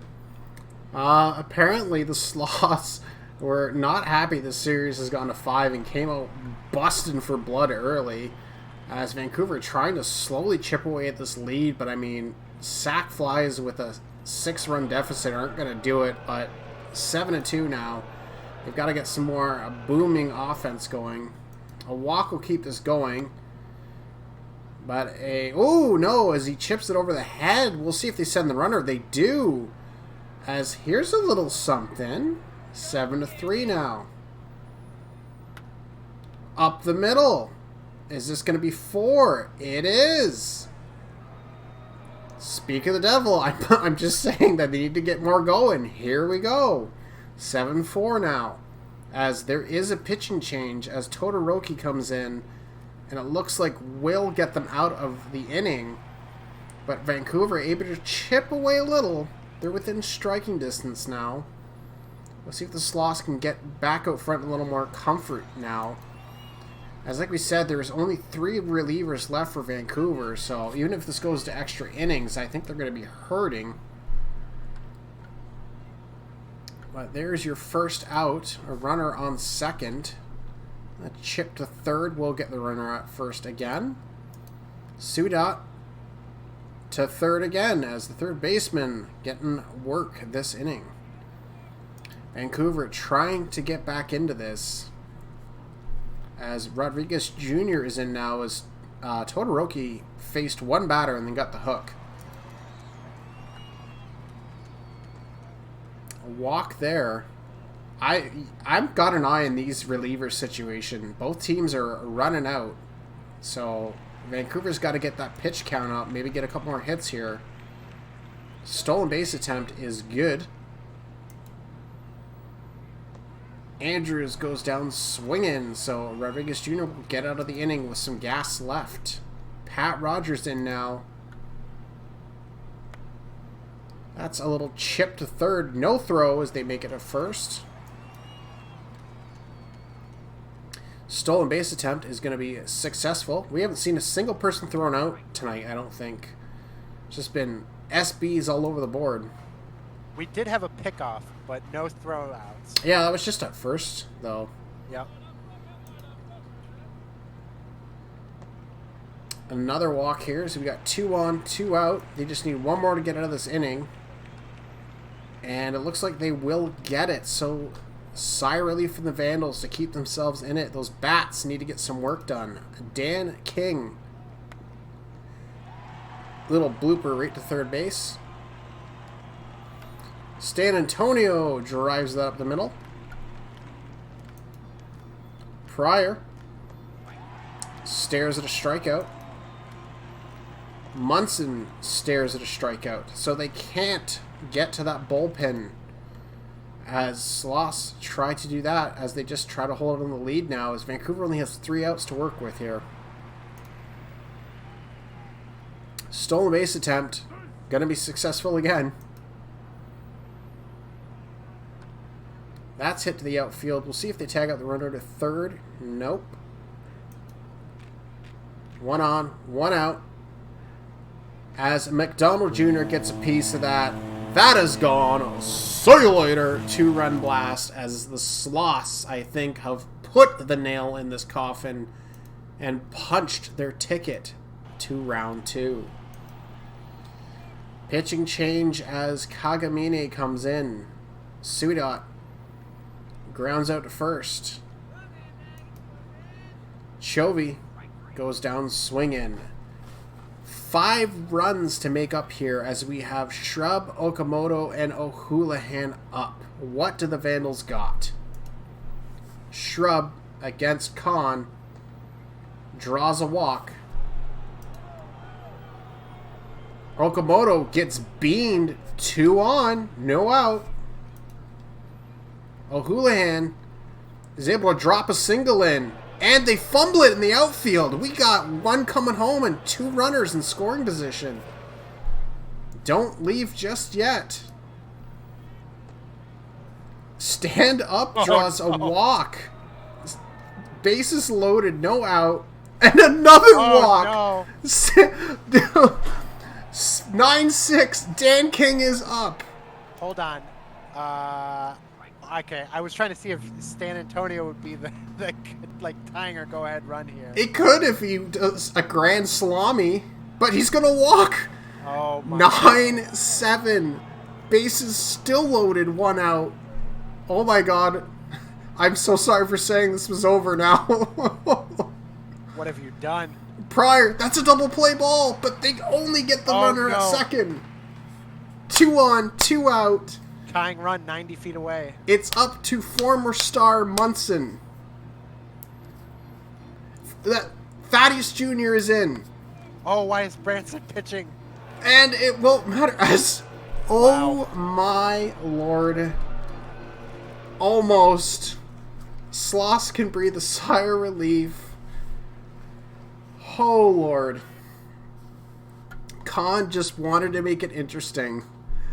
But Sloss are going to take this. 9-8 is your final. Vandals almost caused pure insanity. McDonald Jr., 3 for 5, 4 RBIs in the winning cause for the Sloss. Series MVP is Mr. Trevin Knight. Look at that hitting line. Crazy. Thrasher, I do what I want. I'm going to call it. I made my call and I was right, so just saying. A lot of pitchers came out for this one, but Takahashi will ultimately take the L as they lasted 19 pitches before they got the hook. That's crazy. Greer gets the W for San Antonio, and Matata actually ties a playoff game record for runs with 4. So congrats to the Sloth. Vandals, you gave it a college try. Almost had that miracle run maybe start. But that is going to do it. Minors games did not get played, so we are safe. And that's going to do it, folks. I'm pretty proud. 3 hours and 5 minutes for round 1 for the playoffs. Yeah, not bad at all.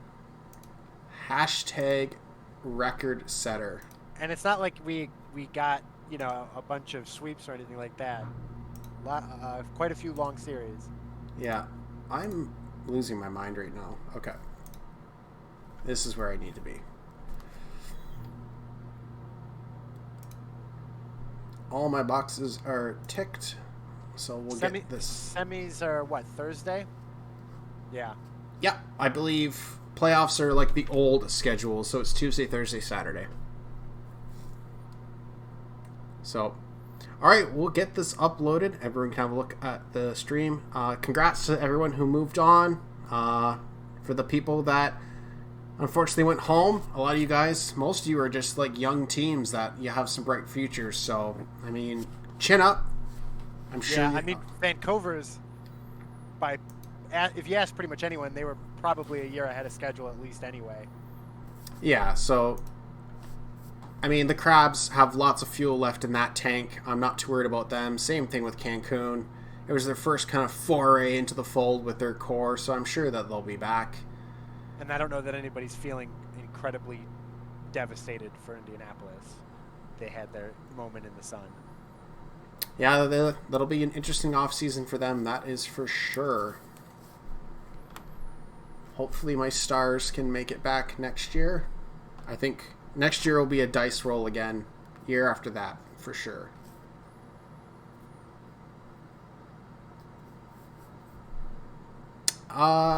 My next question is once we're done uploading this, because I'm really bad at figuring this out, can we raid Comeback Zach? I think he's live right now. Once we're done this, if Hummus or someone is still here and they're able to send a raid, send her over to my boy Zach.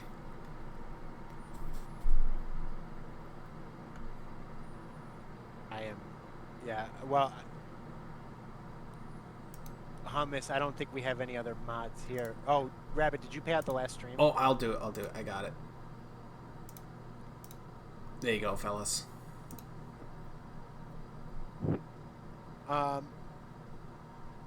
If it's all right with you, just because this was a bit of a surprise stream for me anyway, and it's kid putting away time, I'm going to abandon you to your silence for this upload. That's okay. Thanks so much for helping me out. It was nice having a co-host. Absolutely.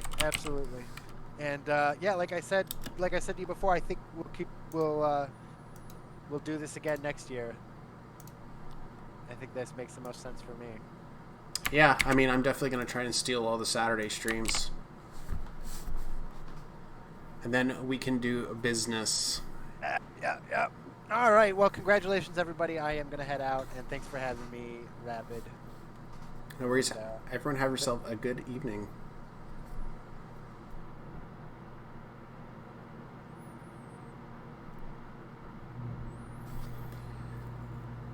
Well, I hope everyone has enjoyed themselves. Yeah, it almost worked out perfectly there for you, Joe. So you're end of your player's career. Unfortunately, you're playing for another team, but you end up playing your own team at home.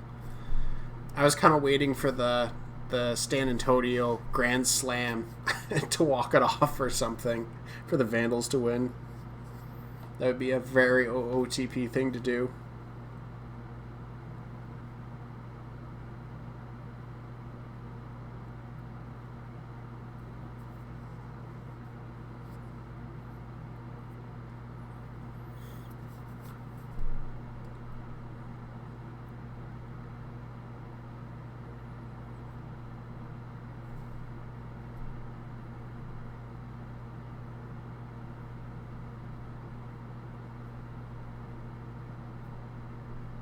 Yeah, for everyone who's like up and being night owl, you can go to bed.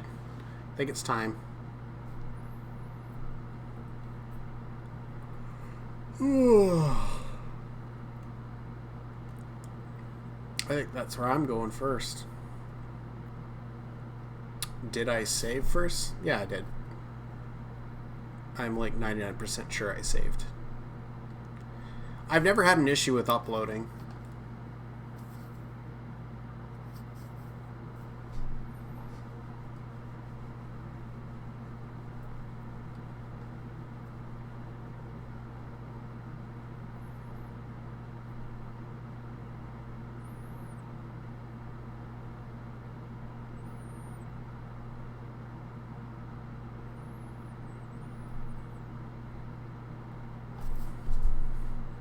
right? I think we are almost done.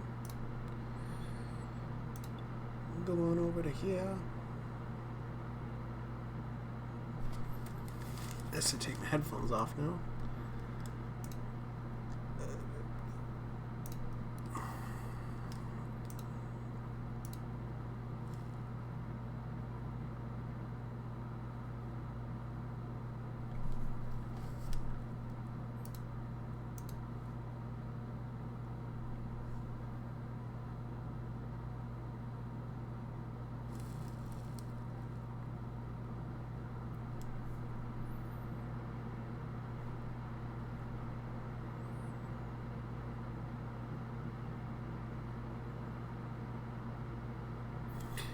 Okie dokie.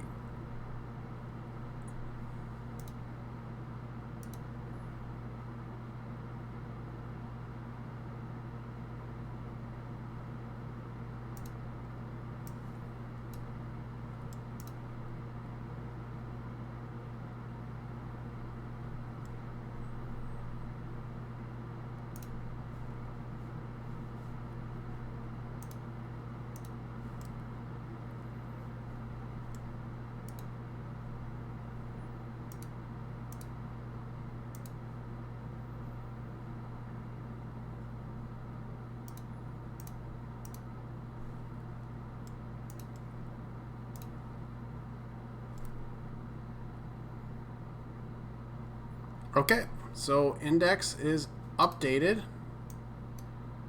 So we should be good to go. And I am going to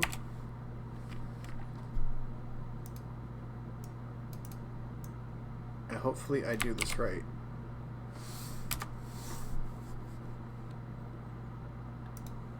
Perfect. All right, thanks folks. Have yourself a good night.